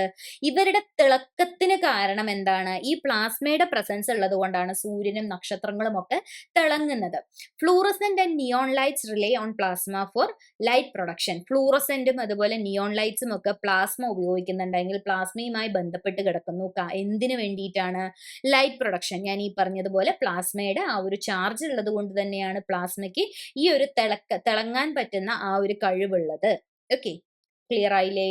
The presence of both ions and electrons allows the plasma to conduct electricity and interact with electric and magnetic field. അതായത് പ്ലാസ്മയിൽ എന്തുണ്ട് എന്ന് നമ്മൾ പറഞ്ഞു? അയോൺസും ഫ്രീ ഇലക്ട്രോൺസും ഉണ്ട് എന്ന് നമ്മൾ പറഞ്ഞു അല്ലെ? അങ്ങനെ ഈ അയോൺസും ഫ്രീ ഇലക്ട്രോൺസും ഉള്ളത് കൊണ്ട് തന്നെ പ്ലാസ്മയ്ക്ക് എന്ത് ചെയ്യാനായിട്ടുള്ള എബിലിറ്റി ഉണ്ട്? ഇലക്ട്രിസിറ്റി കണ്ടക്ട് ചെയ്യാനുള്ള എബിലിറ്റി ഉണ്ട്. അങ്ങനെ ഇലക്ട്രിസിറ്റി കണ്ടക്ട് ചെയ്യുമ്പം ഈ പ്ലാസ്മയ്ക്ക് വേറെ എന്തും കൂടെ പറ്റുന്നുണ്ട്? ഇലക്ട്രിക് ഫീൽഡുമായിട്ടും മാഗ്നറ്റിക് ഫീൽഡുമായിട്ടും ഇന്ററാക്ട് ചെയ്യാനുള്ള കഴിവ് കൂടെ ആർക്ക് ലഭിക്കുന്നുണ്ട്? പ്ലാസ്മ എന്നുള്ള ഈ സ്റ്റേറ്റിൽ ഇരിക്കുന്ന ഒരു സബ്സ്റ്റൻസിന് ലഭിക്കുന്നുണ്ട്. ഓക്കെ, അപ്പൊ അത്രയും കാര്യങ്ങളാണ് പ്ലാസ്മയെ കുറിച്ച് പറഞ്ഞത്. അത് ക്ലിയർ ആയിട്ട് നോട്ട് ചെയ്ത് വെക്കണം. ഞാൻ പറഞ്ഞതുപോലെ റിപ്പീറ്റ് എന്ന് വെച്ചിട്ട് ഇത്രയും നേരം, അപ്പൊ നിങ്ങൾക്ക് തോന്നും ഇത്രയും നേരം ചോദിച്ച ക്വസ്റ്റ്യൻസിൽ ഭാഗങ്ങളിൽ നിന്നൊന്നും അപ്പൊ ക്വസ്റ്റ്യൻ വന്നില്ലേ എന്ന് തോന്നും. ഇത്രയും നേരം ചോദിച്ചതിൽ നിന്ന് ക്വസ്റ്റ്യൻ വന്നില്ല എന്നല്ല ഞാൻ പറഞ്ഞത്. 3 ഘട്ടത്തിൽ കൂടുതൽ, അതായത് 5ഓ 6ഓ തവണ റിപ്പീറ്റ് ആയിട്ട് ഞാൻ കുറെ അധികം ക്വസ്റ്റ്യൻ പേപ്പേഴ്സിൽ കണ്ടൊരു ക്വസ്റ്റ്യൻ ആണ് ഇത് എന്നുള്ളത് കൊണ്ട് ഇതൊന്ന് ഞാൻ സ്ട്രെസ് ചെയ്ത് പറഞ്ഞു എന്ന് മാത്രമേ ഉള്ളൂ കേട്ടോ. അപ്പൊ അത് ക്ലിയർ ആയിട്ടുണ്ട് എന്ന് വിചാരിക്കുന്നു. ഇനി നമ്മൾ നോക്കുന്നത് 5ാമത്തെ സ്റ്റേറ്റ് ഓഫ് മാറ്റർ ആണ്, ബോസ്-ഐൻസ്റ്റീൻ കണ്ടൻസേറ്റ്. ഓക്കെ, 5ാമത്തെ ദ്രവ്യ അവസ്ഥയാണ് എന്ത്? പദാർത്ഥത്തിന്റെ 5ാമത്തെ അവസ്ഥയാണ് എന്ത്? ബോസ്-ഐൻസ്റ്റീൻ കണ്ടൻസേറ്റ് എന്ന് പറയുന്നത്. And unique state of matter that occurs at extremely low temperatures close to absolute zero. അതായത് വളരെ കുറഞ്ഞ ടെമ്പറേച്ചർ, ഏകദേശം സീറോയിലേക്ക് പോകുന്ന തരത്തിലുള്ള ടെമ്പറേച്ചറുകളിൽ കാണപ്പെടുന്ന ഒരു അവസ്ഥയാണ് എന്തെന്ന് പറയണത്? ബോസ്-ഐൻസ്റ്റീൻ കണ്ടൻസേറ്റ് എന്ന് പറയണത്. ഈ ഒരു അവസ്ഥ 5th സ്റ്റേറ്റ് ഓഫ് മാറ്റർ കണ്ടുപിടിക്കുന്നതിൽ അല്ലെങ്കിൽ ഇങ്ങനൊരു സാന്നിധ്യമുണ്ട് എന്ന് ആദ്യമായിട്ട് ഐഡന്റിഫൈ ചെയ്ത 2 ആൾക്കാരാണ് Satyendranath boss and Albert Einstein. So ഇവരുടെ സ്മരണാർത്ഥമാണ് ഈ ഒരു സ്റ്റേറ്റ് ഓഫ് മാറ്ററിന് എന്ത് പേര് കൊടുത്തിരിക്കുന്നത്? ബോസ്-ഐൻസ്റ്റീൻ കണ്ടൻസേറ്റ് എന്നുള്ള ഈ ഒരു പേര് കൊടുത്തിരിക്കുന്നത്. ഓക്കെ, ഇനി ഇവര് ഈ ബോസ്-ഐൻസ്റ്റീൻ കണ്ടൻസേറ്റിന്റെ പ്രസൻസ് ഉണ്ട് എന്നുള്ളതാണ് ആര് കണ്ടുപിടിച്ചത്? സത്യേന്ദ്രനാഥ് ബോസും ആൽബർട്ട് ഐൻസ്റ്റീനും. ഇവരെന്താ ചെയ്തതെന്ന് വെച്ച് കഴിഞ്ഞാൽ 2001 ആൽക്കലി ആറ്റംസിന്റെ ഡൈല്യൂട്ട് ഗ്യാസുകൾ ഉണ്ടല്ലോ, അതിൽ നിന്ന് ബോസ്-ഐൻസ്റ്റീൻ കണ്ടൻസേഷൻ ഡെമോൺസ്ട്രേറ്റ് ചെയ്തു. എക്സ്പെരിമെന്റ് ചെയ്ത് കാണിച്ചു കൊടുത്തത് ആരൊക്കെയായിരുന്നു? Eric A Cornell, Wolfgang Ketterle. എനിക്ക് പ്രോപ്പർ ആയിട്ട് ഇതൊന്നും പ്രൊനൗൺസ് ചെയ്യാൻ അറിയില്ല, അറിയാവുന്ന രീതിയിൽ ഞാൻ വായിച്ചു വെക്കുകയാണ് കേട്ടോ. Carl E Wieman. ഇവര് 3 പേരും കൂടെ ചേർന്നിട്ട് എന്ത് ചെയ്തു? ഈ ബോസ്-ഐൻസ്റ്റീൻ കണ്ടൻസേഷന്റെ എക്സ്പെരിമെന്റലി അവരതിനെ ഡെമോൺസ്ട്രേറ്റ് ചെയ്ത് കാണിച്ചു. എവിടെയാണ് കാണിച്ചത്? ആൽക്കലി ആറ്റംസിലുള്ള ഡൈല്യൂട്ട് ഗ്യാസസ് യൂസ് ചെയ്തിട്ടാണ് അവർ ഇതിന്റെ ഡെമോൺസ്ട്രേഷൻ കാണിച്ചത്. അതിന് അവർക്ക് 2001 ഫിസിക്സിലെ നൊബേൽ സമ്മാനം ലഭിച്ചിട്ടുണ്ടായിരുന്നു. ഓക്കെ, അപ്പൊ ബോസ്-ഐൻസ്റ്റീൻ കണ്ടൻസേറ്റിന്റെ പ്രത്യേകതകൾ പറയുമ്പോൾ നമ്മൾ 5 പേരെ ഓർക്കണം. സത്യേന്ദ്രനാഥ് ബോസും ആൽബർട്ട് ഐൻസ്റ്റീനും, അതുപോലെ തന്നെ ആരൊക്കെയാണ്? Eric A Cornell, Wolfgang Ketter, Carl E Wieman. ഇവരെ 5 പേരെയും ഓർക്കണം. ഇവരൊക്കെ ആരൊക്കെ എന്തൊക്കെയാണ് ചെയ്തത് എന്നുള്ള കാര്യവും ഓർത്തു വെക്കേണ്ടതാണ്. ഓക്കെ, അടുത്തതാണ് ഫെർമിയോണിക് കണ്ടൻസേറ്റ്. അപ്പൊ ഞാൻ ഇനി ഒരു കാര്യം പറയട്ടെ, നമ്മൾ 5ാമത്തെ സ്റ്റേറ്റ് ഓഫ് മാറ്റർ വരെ കാര്യങ്ങളെല്ലാം കറക്റ്റ് ആണ്. പണ്ട് നമ്മൾ സ്കൂളിൽ പഠിക്കുമ്പോൾ, ഞാൻ എന്റെ കാര്യമാണ് പറയണത്. മേ ബി ഇന്നത്തെ കുട്ടികൾക്ക് ഇതിന് ശേഷമുള്ള 6ാമത് മുതലുള്ള ഈ പറയുന്ന സ്റ്റേറ്റ്സ് ഓഫ് മാറ്ററും മേ ബി നിങ്ങൾ പഠിച്ചിട്ടുണ്ടാവാം. പക്ഷെ ഞാൻ ബോസ്-ഐൻസ്റ്റീൻ കണ്ടൻസേറ്റ് വരെ ആയിരുന്നു എന്റെ അറിവ്. ഓക്കെ, അതിനുശേഷമുള്ള ഇതെല്ലാം എനിക്ക് നമ്മൾ അതിനുശേഷം ഈ പറയുന്ന പോലെ പരീക്ഷകൾക്ക് വേണ്ടി പഠിച്ചു തുടങ്ങിയപ്പോഴാണ് നമ്മൾ ഇങ്ങനത്തെ കാര്യങ്ങളെ കുറിച്ചൊക്കെ അറിയാനായിട്ട് തുടങ്ങിയത്. ഓക്കെ, അപ്പൊ അതിൽ ആദ്യത്തേതാണ് ഫെർമിയോണിക് കണ്ടൻസേറ്റ്. ഫെർമിയോണിക് കണ്ടൻസേറ്റ് എന്ന് പറഞ്ഞാൽ 6th സ്റ്റേറ്റ് ഓഫ് മാറ്റർ ആണ്. 6ാമത്തെ പദാർത്ഥത്തിന്റെ 6ാമത്തെ അവസ്ഥയാണ് ഫെർമിയോണിക് കണ്ടൻസേറ്റ്. ഇതൊക്കെ ഉണ്ടല്ലോ. അപ്പൊ നിങ്ങൾ ആലോചിക്കും, അപ്പൊ സോളിഡ് ലിക്വിഡ് ഫ്ലൂയിഡ് ഗ്യാസ് എന്നുള്ളത്, ഈ സോളിഡ് ലിക്വിഡ് ഗ്യാസ് എന്നുള്ളത് സ്ഥിരമായിട്ടുള്ളതാണ്. ബാക്കിയുള്ള കാര്യങ്ങളൊക്കെ എന്താണ്, ഓരോ പ്രത്യേക അവസ്ഥകളാണ്. അപ്പൊ നമ്മൾ നേരത്തെ പറഞ്ഞു, പ്ലാസ്മ എന്ന് പറഞ്ഞാൽ എന്താണ്, ഹൈ ടെമ്പറേച്ചറിലേക്ക് പോയി നമ്മൾ ചൂടാക്കി കഴിയുന്ന സമയത്ത് അവിടെ ഇലക്ട്രോൺസ് സ്ട്രിപ്പ് ചെയ്തിട്ടൊക്കെ ഫോം ചെയ്യുന്ന, നേരത്തെ പറഞ്ഞ 3 രൂപത്തിലും അല്ലാത്തൊരു രൂപത്തിൽ വരുമ്പോഴാണ് നമ്മൾ അതിന് എന്ത് പറയുന്നത്, പ്ലാസ്മ സ്റ്റേറ്റ് എന്ന് പറയുന്നത് എന്ന് പറഞ്ഞു. അതുപോലെ തന്നെയാണ് ഇവിടെ ബോസ്-ഐൻസ്റ്റീൻ കണ്ടൻസേറ്റ് എന്ന് പറയുമ്പോൾ എന്താണ്, വളരെ കുറഞ്ഞ ടെമ്പറേച്ചറിൽ, ഏകദേശം 0 ടെമ്പറേച്ചറിലൊക്കെ വരുന്ന സമയത്ത് ഉണ്ടാവുന്ന ആ തരത്തിലുള്ള സ്റ്റേറ്റ് ഓഫ് മാറ്റർ ആണ് ബോസ്-ഐൻസ്റ്റീൻ കണ്ടൻസേറ്റ്. ഓക്കെ, അപ്പൊ ഓരോ സ്പെഷ്യൽ ആയിട്ടുള്ള ഒക്കേഷൻസ് അല്ലെങ്കിൽ ആ ഒരു കാര്യങ്ങൾ നമ്മൾ ആലോചിക്കണം, ഏത് സിറ്റുവേഷനിലാണ് എന്നുള്ളത് ഓർത്ത് വെക്കണം. ഇനി ഇത് ഫെർമിയോണിക് കണ്ടൻസേറ്റ് എന്ന് പറഞ്ഞാല് സൂപ്പർ ഫ്ലൂയിഡ് ആയിട്ടുള്ള സ്റ്റേറ്റ് ഓഫ് മാറ്റർ ആണ് ഫെർമിയോണിക് കണ്ടൻസേറ്റ് എന്ന് പറയുന്നത്. ഓക്കെ, ഫെർമിയോണിക് കണ്ടൻസേറ്റ് എന്ന് പറഞ്ഞു കഴിഞ്ഞാൽ എക്സ്ട്രീം ലോ ടെമ്പറേച്ചർ ആണ്. ഏകദേശം ബോസ്-ഐൻസ്റ്റീൻ കണ്ടൻസേറ്റ് പോലെ തന്നെ എക്സ്ട്രീം ലോ ടെമ്പറേച്ചറിലാണ് ഇത് ഈ ഒരു സ്റ്റേറ്റ് ഓഫ് മാറ്ററിലേക്ക് എത്തുന്നത്. പക്ഷെ എന്താണ്, ഈ പാർട്ടിക്കിൾസിന്റെ ഫെർമിയോണിക് നേച്ചർ കാരണം ബോസ്-ഐൻസ്റ്റീൻ കണ്ടൻസേറ്റിന്റെ ആ രൂപത്തിലല്ല, വേറൊരു രീതിയിലുള്ള അപ്രോച്ചാണ് ആർക്ക് നടക്കുന്നത്, ഈ ഒരു ഫെർമിയോണിക് കണ്ടൻസേറ്റ് നിർമ്മിക്കപ്പെടാനായിട്ട് അവിടെ സംഭവിക്കുന്നത്. ഓക്കെ, അപ്പം ഇത് കണ്ടുപിടിച്ചത് ആരാന്ന് വെച്ച് കഴിഞ്ഞാല് ഡെബോറ എസ് ജിൻ. 2003 ഡെബോറ എസ് ജിൻ എന്നുള്ള ശാസ്ത്രജ്ഞനാണ് ഫെർമിയോണിക് കണ്ടൻസേറ്റിന്റെ പ്രസൻസ് നമ്മുടെ അന്തരീക്ഷത്തിൽ അല്ലെങ്കിൽ യൂണിവേഴ്സിൽ ഉണ്ട് എന്നുള്ളതിനെ കുറിച്ച് ആദ്യമായിട്ട് ലോകത്തിന് മുന്നിൽ അറിയിച്ചു തന്നത്. ഓക്കെ, അപ്പൊ അതാണ് ഫെർമിയോണിക് കണ്ടൻസേറ്റ് എന്ന് പറയുന്നത്. ദെൻ നമ്മൾ ഒരേ കാര്യം തന്നെ 2 തവണ എഴുതി വെച്ചിട്ടുണ്ട് അല്ലെ. ഓക്കെ, എനിവേ അതവിടെ ഇരിക്കട്ടെ.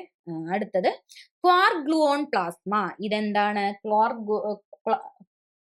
ഗ്ലൂഓൺ പ്ലാസ്മ എന്ന് പറഞ്ഞാല് ഏറ്റവും ഹൈ ടെമ്പറേച്ചറിൽ കാണപ്പെടുന്ന സ്റ്റേറ്റ് ഓഫ് മാറ്റർ ആണ് ക്വാർക്ക് ഗ്ലൂഓൺ പ്ലാസ്മ. ഏറ്റവും നമ്മൾ ഇത്രയും നേരം ഡിസ്കസ് ചെയ്തതിൽ വെച്ചെല്ലാം ഏറ്റവും അധികം ടെമ്പറേച്ചറിൽ കാണപ്പെടുന്നതാണ്. Fundamental elementary particles found in all matter in the universe. അതായത് എന്താ പറയുന്നത്, നമ്മുടെ പ്രപഞ്ചത്തിലുള്ള എല്ലാ പദാർത്ഥങ്ങളിലും കാണപ്പെടുന്ന ഒരു പ്രൈമറി ആയിട്ടുള്ള അല്ലെങ്കിൽ എലിമെന്ററി ആയിട്ടുള്ള ഒരു പാർട്ടിക്കിൾ ആണ് ക്വാർക്ക് എന്ന് പറയുന്നത്. ഓക്കെ, നമ്മൾ യൂണിവേഴ്സിൽ അല്ലെങ്കിൽ പ്രപഞ്ചത്തിലുള്ള എല്ലാ അവസ്ഥകളിലും കാണപ്പെടുന്ന എലിമെന്ററി പാർട്ടിക്കിൾ ആണ് ക്വാർക്ക് എന്ന് പറയുന്നത്. ഈ ഒരു ക്വാർക്കിന്റെ പ്രസൻസ് ആദ്യമായിട്ട് ഐഡന്റിഫൈ ചെയ്യുന്നത് മുറേ ജെൽമാൻ ആൻഡ് ജോർജ് സ്വിഗ് ആണ് 1964. ഇതിന്റെ മോഡൽ കണ്ടുപിടിച്ച ആൾക്കാരാണ് കേട്ടോ. ക്വാർക്ക് ഗ്ലൂഓൺ പ്ലാസ്മയുടെ മോഡൽ കണ്ടുപിടിച്ച ആൾക്കാരാണ് മുറേ ജെൽമാൻ ആൻഡ് ജോർജ് സ്വിങ് എന്ന് പറയുന്നത്. ഈ പാർട്ടിക്കിൾസ് ക്വാർക്സ് വെച്ച് നിർമ്മിക്കപ്പെട്ടിരിക്കുന്ന കണങ്ങളാണ്. ക്വാർക്ക് വെച്ച് നിർമ്മിക്കപ്പെട്ടിരിക്കുന്ന കണങ്ങളെ പറയുന്ന പേരാണ് ഹാഡ്രൺ എന്നുള്ളത്. ഓക്കെ, ക്വാർക്ക് വെച്ച് നിർമ്മിക്കപ്പെട്ടിട്ടുള്ള കണങ്ങളെ പറയുന്ന പേരാണ് ഹാഡ്രൺ എന്നുള്ളത്. ഈ ക്വാർക്ക് ഗ്ലൂഓൺ പ്ലാസ്മയുടെ പ്രസൻസ് അല്ലെങ്കിൽ അവരുടെ മോഡൽ കണ്ടുപിടിച്ചത് 1964 മുറേ ജെൽമാൻ ആൻഡ് ജോർജ് സ്വിഗ് എന്നുള്ള 2 ശാസ്ത്രജ്ഞന്മാരായിരുന്നു. ഓക്കെ, അപ്പൊ 1964 ഇത് കണ്ടുപിടിച്ചിട്ടും എന്തുകൊണ്ട് എന്ന് ചോദിച്ചാല് നമുക്ക് എല്ലാവർക്കും പറയാം, എന്തെങ്കിലും ഒരു കാര്യം നമ്മൾ കണ്ടുപിടിച്ചു എന്ന് വെച്ചിട്ട് ഇന്ന് നമ്മൾ കണ്ടുപിടിച്ചു നാളെ തന്നെ അതിനെ അംഗീകരിക്കുക എന്നുള്ളത്. ഇതിപ്പോ ഒരു സാധനം കണ്ടുപിടിച്ചാല് അത് ഞാനോ അല്ലെങ്കിൽ കണ്ടുപിടിച്ച ആളോ അവരുടെ ഇൻസ്റ്റിറ്റ്യൂട്ടോ മാത്രം അത് അംഗീകരിച്ചാൽ പോരാ അല്ലെ, അതിനെന്ത് വേണം, ലോകം മൊത്തം അംഗീകാരം ലഭിക്കണം. ഇതിപ്പോ ലോകം മൊത്തം ഇതിനെ അംഗീകരിച്ചത് കൊണ്ടാണ് നമ്മൾ ഇവിടെ ഇരുന്ന് ഇത് പഠിക്കുന്നത്. ഓക്കെ, അപ്പൊ അത്തരത്തിലുള്ള അംഗീകാരങ്ങൾ കാര്യങ്ങളെല്ലാം കിട്ടണം എന്നുണ്ടെങ്കിൽ ഒരുപാട് വർഷങ്ങൾ കഴിയണം. സോ അതുകൊണ്ടാണ് നമ്മൾ ഇതിനെക്കുറിച്ച് പഠിക്കാൻ ഇത്രയും കാലം എടുത്തത്. അപ്പൊ അതും ക്ലിയർ ആയി, ക്വാർക്ക് ഗ്ലൂഓൺ പ്ലാസ്മയും ക്ലിയർ ആയി. ഇനി നമ്മൾ പുതുതായിട്ട് കണ്ടുപിടിച്ച കുറച്ചധികം സ്റ്റേറ്റ്സ് ഓഫ് മാറ്റർ ഉണ്ട്. ഇപ്പൊ നേരത്തെ ഞാൻ പറഞ്ഞതുപോലെ നമ്മൾ ഇനിയും നമ്മൾ ഒരുപാട് കണ്ടുപിടിക്കും. നമ്മുടെ പ്രപഞ്ചത്തിൽ നമ്മൾ അറിയാത്ത ഒരുപാട് കാര്യങ്ങളുണ്ട് അല്ലെ. അപ്പൊ അതെല്ലാം വൺ ബൈ വൺ ആയിട്ട് കണ്ടുപിടിക്കും. അപ്പൊ ഇപ്പൊ പുതുതായിട്ട് കണ്ടുപിടിച്ചിട്ടുള്ളതിൽ ഒരെണ്ണമാണ് റെഡ്ബർഗ് മാറ്റർ എന്ന് പറയുന്നത്. റെഡ്ബർഗ് മാറ്റർ എന്ന് പറഞ്ഞാൽ എന്താണ്? Matter made up of excited ions atoms coming together. അതായത് ശരിക്കും പറഞ്ഞാല് ഈ എക്സിറ്റ് ചെയ്തിരിക്കുന്ന, ഉത്തേജിക്കപ്പെട്ടിരിക്കുന്ന എന്ന് നമ്മൾ പറയില്ലേ, അത്തരത്തിലുള്ള ആറ്റംസ് ഒരുമിച്ച് ചേർന്നിട്ട് ഉണ്ടാവുന്ന മാറ്റർ ആണ് റെഡ്ബർഗ് മാറ്റർ എന്ന് പറയുന്നത്. ഒരു പെർട്ടിക്കുലർ അല്ലെങ്കിൽ ഒരു സർട്ടൺ ടെമ്പറേച്ചർ എത്തുന്ന സമയത്ത് ഈ ആറ്റംസ് എന്തായിട്ട് മാറും? അയൺസ് ആയിട്ടും ഇലക്ട്രോൺസ് ആയിട്ടും സെപ്പറേറ്റ് ചെയ്ത് പോകും. ഓക്കെ, അപ്പൊ അത്തരത്തിലുള്ള ദ്രവ്യത്തിന്റെ ഒരു അവസ്ഥയാണ് റെഡ്ബർഗ് മാറ്റർ എന്ന് പറയുന്നത്. അപ്പൊ അത് ക്ലിയർ ആയിട്ടുണ്ട് എന്ന് വിചാരിക്കുന്നു. അടുത്തതാണ് ജാൻ ടെല്ലർ മെറ്റൽ. ഇത് കുറച്ചൊരു കൂടുതൽ കാര്യങ്ങൾ നമുക്ക് ഇതിനെക്കുറിച്ച് നോക്കാനുണ്ട്. ദ്രവ്യത്തിന്റെ 9ാമത്തെ അവസ്ഥയാണ് ജാൻ ടെല്ലർ മെറ്റൽ എന്ന് പറയുന്നത്. ഈ ജാൻ ടെല്ലർ മെറ്റലിനെ കുറിച്ച് ഒരുപാട് ക്വസ്റ്റ്യൻസ് നമുക്ക് മുൻ വർഷങ്ങളിൽ ചോദിച്ചിട്ടുണ്ട്. അപ്പൊ നിങ്ങൾ മനസ്സിലാക്കി വെക്കേണ്ട ഒരു കാര്യം കൂടെ ഉണ്ട്. അപ്പൊ നമ്മൾ നോർമലി കാണുന്ന സോളിഡ്, ലിക്വിഡ്, ഗ്യാസ് എന്ന 3 കാര്യങ്ങൾ അല്ലാണ്ട്, അല്ലെങ്കിൽ പോട്ടെ ഒരു പ്ലാസ്മയും ബോസ് ഐൻസ്റ്റീൻ കണ്ടൻസേറ്റും വരെ എടുത്തോ, ഈ 5 എണ്ണം നമ്മൾ ക്വസ്റ്റ്യൻസ് എക്സ്പെക്ട് ചെയ്യണം. അതല്ലാണ്ട് അതിനുശേഷം വരുന്ന, അതായത് അതിനുശേഷം നമ്മൾ ആദ്യം പഠിച്ചത് ഏതായിരുന്നു? ഫെർമിയോണിക് കണ്ടൻസേറ്റ് അല്ലെ. ഈ ഫെർമിയോണിക് കണ്ടൻസേറ്റ് മുതൽ ഇങ്ങോട്ട് പഠിക്കുന്ന എല്ലാം എന്താണ്? മറ്റേതിനേക്കാൾ ഒന്നൊന്നിനേക്കാൾ ഇമ്പോർട്ടന്റ് അങ്ങനെയല്ല ഞാൻ പറയണത്. പക്ഷെ എന്താണ്, ഇത് കുറച്ചുകൂടെ നമ്മളൊന്ന് പ്രോപ്പർ ആയിട്ട് നോക്കിയിട്ട് പോണം. കാരണം ഇതിൽ നമുക്ക് ആര് കണ്ടുപിടിച്ചു, എന്ന് കണ്ടുപിടിച്ചു, ഇങ്ങനത്തെ കാര്യങ്ങളൊക്കെ നോക്കാനുണ്ട്. അതുപോലെ എന്താണ്, പുതുതായിട്ട് ആഡ് ചെയ്തിട്ടുള്ള കാര്യങ്ങൾ ആയതുകൊണ്ട് തന്നെ PSC ഒരുപാട് ക്വസ്റ്റ്യൻസ് ഈ ഒരു ഭാഗത്ത് നിന്ന് ചോദിച്ച് കാണാറും ഉണ്ട്. ഓക്കെ, അപ്പൊ സോളിഡ്, ലിക്വിഡ്, ഗ്യാസ് എന്നൊക്കെ പറഞ്ഞാൽ നമ്മൾ ചെറുതിലേ മുതൽ പഠിച്ച് നമുക്ക് അറിയാം അല്ലെ, എന്തൊക്കെയാണ് കാര്യം എന്നുള്ളത് അറിയാം. അപ്പൊ ഇവിടെയൊക്കെ നമ്മൾ എന്ത് ചെയ്യേണ്ടതാണ്? ഇവിടെ നമ്മൾ കുറച്ചുകൂടെ പ്രോപ്പർ ആയിട്ട് ഒന്ന് ഫോക്കസ് ചെയ്തിട്ട് എന്ത് ചെയ്യണം? പഠിക്കണം എന്നുള്ളതാണ് ഞാൻ പറഞ്ഞത്. എനിവേ, ഇത് നോക്കാം. ജാൻ ടെല്ലർ മെറ്റൽ എന്ന് പറഞ്ഞാൽ 1937 2 ശാസ്ത്രജ്ഞന്മാർ, ആരൊക്കെയാണ്? Arthur Jan and Edward teller. ഇവരാണ് ആദ്യമായിട്ട് ജാൻ ടെല്ലർ മെറ്റൽ എന്നുള്ള ഈ ഒരു അവസ്ഥയെ കുറിച്ച് പ്രസ്താവിച്ചത്. ഇങ്ങനൊരു കാര്യമുണ്ട് എന്നുള്ളത് പ്രസ്താവിച്ച ആൾക്കാരാണ് ഇവര് രണ്ടുപേര്. ഓക്കെ, ഇനി നോക്കാം. Exhibits characteristics of insulators, super conductors, metals and magnets all at once. എന്താണിത് അല്ലെ? നോക്ക്, ഇൻസുലേറ്റേഴ്സിന്റെ, സൂപ്പർ കണ്ടക്ടേഴ്സിന്റെ, മെറ്റൽസിന്റെ, മാഗ്നറ്റ്സിന്റെ, ഇവരുടെ എല്ലാം സ്വഭാവം ഒരുമിച്ച് കാണിക്കുന്ന ആളാണ് ആര്? ജാൻ ടെല്ലർ മെറ്റൽ എന്ന് പറയുന്നത്. Okay, this state was observed in a material made of carbon 60 molecules. Buckyballs എന്ന് പറയുന്ന കാർബൺ 60 മോളിക്യൂൾസിൽ റുബീഡിയം ഡോപ്പ് ചെയ്തിട്ടുള്ള ഒരു മെറ്റീരിയലിലാണ് നമ്മൾ എന്ത് കണ്ടുപിടിച്ചിരിക്കുന്നത്? ഈ ഒരു ജാൻ ടെല്ലർ മെറ്റൽ എന്നുള്ള ഈ ഒരു സ്റ്റേറ്റ് കണ്ടുപിടിച്ചത്. അവിടെ എന്തുണ്ട്? മോളിക്യൂൾസിന്റെ സ്പേസിങ് ചെറുതായിട്ടൊരു രൂപമാറ്റം ഒക്കെ മാറ്റിയിട്ടുണ്ട്. ഓക്കെ, അപ്പൊ കാർബൺ 60 മോളിക്യൂൾസിൽ റുബീഡിയം വെച്ച് ഡോപ്പ് ചെയ്ത് കഴിയുമ്പം അവിടെ എന്ത് സംഭവിച്ചു? മോളിക്യൂൾസിന്റെ സ്പേസിങ്ങിൽ ചെറിയ രീതിയിൽ ഓൾട്രേഷൻസ് ഒക്കെ സംഭവിച്ച ആ ഒരു അവസ്ഥയിലാണ് നമ്മൾ എന്ത് കണ്ടുപിടിച്ചിരിക്കുന്നത്? ജാൻ ടെല്ലർ മെറ്റൽ എന്നുള്ള ഈ ഒരു പുതിയ 9ാമത്തെ ദ്രവ്യത്തിന്റെ അവസ്ഥ നമ്മൾ കണ്ടുപിടിച്ചിരിക്കുന്നത്. ഓക്കെ, അപ്പൊ ഏതിലാണ് എന്നൊക്കെ ചോദിക്കാനുള്ള സാധ്യതയുണ്ട്. അത് നോട്ട് ചെയ്ത് വെക്കുക. എന്താണ് ഡോപ്പ് ചെയ്തിരിക്കുന്നത് എന്ന് ചോദിക്കാൻ സാധ്യതയുണ്ട്. അതും എന്ത് ചെയ്യുക? നോട്ട് ചെയ്ത് വെക്കുക. This discovery has the potential to lead to the development of new molecular materials with enhanced superconducting properties which could have significant implications for energy and technology. എന്താ പറയുന്നത്? ഈ ഒരു കണ്ടുപിടുത്തം, അപ്പൊ നമ്മൾ പുതുതായിട്ട് എന്തൊരു കണ്ടുപിടുത്തം വന്നു കഴിഞ്ഞാലും അതെന്താണ്? ശാസ്ത്രത്തിന് വലിയ രീതിയിലുള്ള മാറ്റങ്ങൾ സൃഷ്ടിക്കും അല്ലെ. സോ ഇതെന്താണ്? പുതിയ മോളിക്കുലാർ മെറ്റീരിയൽസിന്റെ ഡെവലപ്മെന്റിന് കാരണമായി. കാരണം എന്താണ്? സൂപ്പർ കണ്ടക്ടിങ് പ്രോപ്പർട്ടീസ് എല്ലാം ഒരുമിച്ചിരിക്കുന്ന ഒരു സാധനമാണല്ലേ നമുക്ക് കിട്ടിയിരിക്കുന്നത്. അപ്പൊ എന്താണ്? ഈ സൂപ്പർ കണ്ടക്ടിങ് പ്രോപ്പർട്ടീസ് ഒക്കെ വളരെ രീതിയിൽ എൻഹാൻസ് ചെയ്തിട്ട് പുതിയ മെറ്റീരിയൽസിന്റെ ഡെവലപ്മെന്റിന് കാരണമായി. ഇത് നമ്മുടെ ഊർജത്തിലാണെങ്കിലും ശാസ്ത്രത്തിനാണെങ്കിലും വലിയ വലിയ രീതിയിലുള്ള ഇംപ്ലിക്കേഷൻസും കാര്യങ്ങളും ഒക്കെ കൊണ്ടുവരാനായിട്ട് സഹായമായിട്ടുണ്ട്. എന്തിന്റെ കണ്ടുപിടുത്തം? ജാൻ ടെല്ലർ മെറ്റലിന്റെ കണ്ടുപിടുത്തം. ഓക്കെ, പിന്നെന്താണ്? അടുത്തതാണ് ക്വാണ്ടം സ്പിൻ ലിക്വിഡ്. അടുത്ത അവസ്ഥയാണ് ക്വാണ്ടം സ്പിൻ ലിക്വിഡ് എന്ന് പറയുന്നത്. 2D ഡയമെൻഷണൽ സ്ട്രക്ചർ, അതായത് ഗ്രാഫീൻ പോലെ തന്നെ എന്താ പറയുക, ടു ഡയമെൻഷണൽ സ്ട്രക്ചർ, ആ രീതിയിലുള്ള ഒരു മെറ്റീരിയൽ ആണ് ക്വാണ്ടം സ്പിൻ ലിക്വിഡ് എന്ന് പറയുന്നത്. ഈ മാറ്ററിനകത്ത് ഇലക്ട്രോൺസ് നമുക്ക് മജറോണ ഫെർമിയോൺസിന്റെ ഫോമിലാണ് കാണപ്പെടുന്നത്. ഇതൊരു ക്വസ്റ്റ്യൻ ആണ്, നമുക്ക് മുൻ വർഷങ്ങളിൽ ചോദിച്ചിട്ടുള്ള ക്വസ്റ്റ്യൻ ആണ്. മജറോണ ഫെർമിയോൺസ് രൂപത്തിൽ അല്ലെങ്കിൽ എന്ത് രൂപത്തിലാണ് ക്വാണ്ടം സ്പിൻ ലിക്വിഡിൽ നമുക്ക് ഇലക്ട്രോൺസ് കാണുന്നത് എന്നാണ് ചോദിച്ചിരിക്കുന്നത്. ഇലക്ട്രോണുകൾ കാണപ്പെടുന്ന അവസ്ഥ എന്താണ്? മജോറാന ഫെർമിയോൺസ് എന്നുള്ള അവസ്ഥയിലാണ് നമുക്ക് കാണാൻ പറ്റുന്നത്. The state of being seen as both a particle and an antiparticle at the same time. ഈ ക്വാണ്ടം സ്പിൻ ലിക്വിഡ് എന്ന് പറഞ്ഞു കഴിഞ്ഞാൽ എന്താണെന്നറിയോ? പാർട്ടിക്കിൾ ആയിട്ടും ആന്റി പാർട്ടിക്കിൾ ആയിട്ടും ഒരേ സമയം പാർട്ടിക്കിൾ ആയിട്ടും ആന്റി പാർട്ടിക്കിൾ ആയിട്ടും കാണപ്പെടുന്ന ഒരു അവസ്ഥയാണ് ക്വാണ്ടം സ്പിൻ ലിക്വിഡിന് ഉള്ളത്. ഓക്കെ, ക്ലിയർ ആയില്ലേ? അപ്പൊ ക്വാണ്ടം സ്പിൻ ലിക്വിഡ് എന്താണെന്ന് മനസ്സിലായിട്ടുണ്ട് എന്ന് വിചാരിക്കുന്നു. നമ്മൾ 3 എണ്ണമാണ് പുതുതായി കണ്ടുപിടിച്ച സ്റ്റേറ്റ്സ് ഓഫ് മാറ്ററിൽ നോക്കിയത്. റെഡ്ബർഗ് matter, Jan teller metal, quantum spin liquid. Okay, ഇനി നമ്മൾ എന്താ നോക്കുന്നത്? ഇനി നമുക്ക് കുറച്ച് ഇമ്പോർട്ടന്റ് ആയിട്ടുള്ള പോയിന്റുകളാണ് ഈ ഒരു ഭാഗവുമായിട്ട്, ഫിസിക്സിന്റെ ഈ ഒരു ഇൻട്രൊഡക്ഷൻ ഭാഗവുമായി ബന്ധപ്പെട്ടിട്ടുള്ള ഇമ്പോർട്ടന്റ് ആയിട്ടുള്ള കുറച്ച് കാര്യങ്ങൾ നമ്മൾ പോയിന്റ്സ് ടു ബി നോട്ടഡ് എന്നുള്ള രീതിയിലോ എങ്ങനെയാന്ന് വെച്ച് കഴിഞ്ഞാൽ നിങ്ങളൊന്ന് നോക്കിയാൽ മതി. The amount of matter contained in an object. ഒരു ഒബ്ജക്റ്റിലുള്ള മാറ്ററിന്റെ എമൗണ്ടിനെയാണ് നമ്മൾ എന്ത് പറയുന്നത്? മാസ് എന്ന് പറയുന്നത്. മാസിനെ പറയുന്ന മലയാളം വാക്ക് എന്താണ്? പിണ്ഡം എന്നാണ് നമ്മൾ അതിന് പറയുന്നത്. ഓക്കെ, ഇനി ഈ ഒരു എന്താ പറയാ, മാറ്ററിന് മാസ് എന്നുള്ള ആ ഒരു കഴിവ് കൊടുക്കുന്നത് ഏത് പാർട്ടിക്കിൾ ആണെന്നാണ് ചോദിക്കുന്നത്.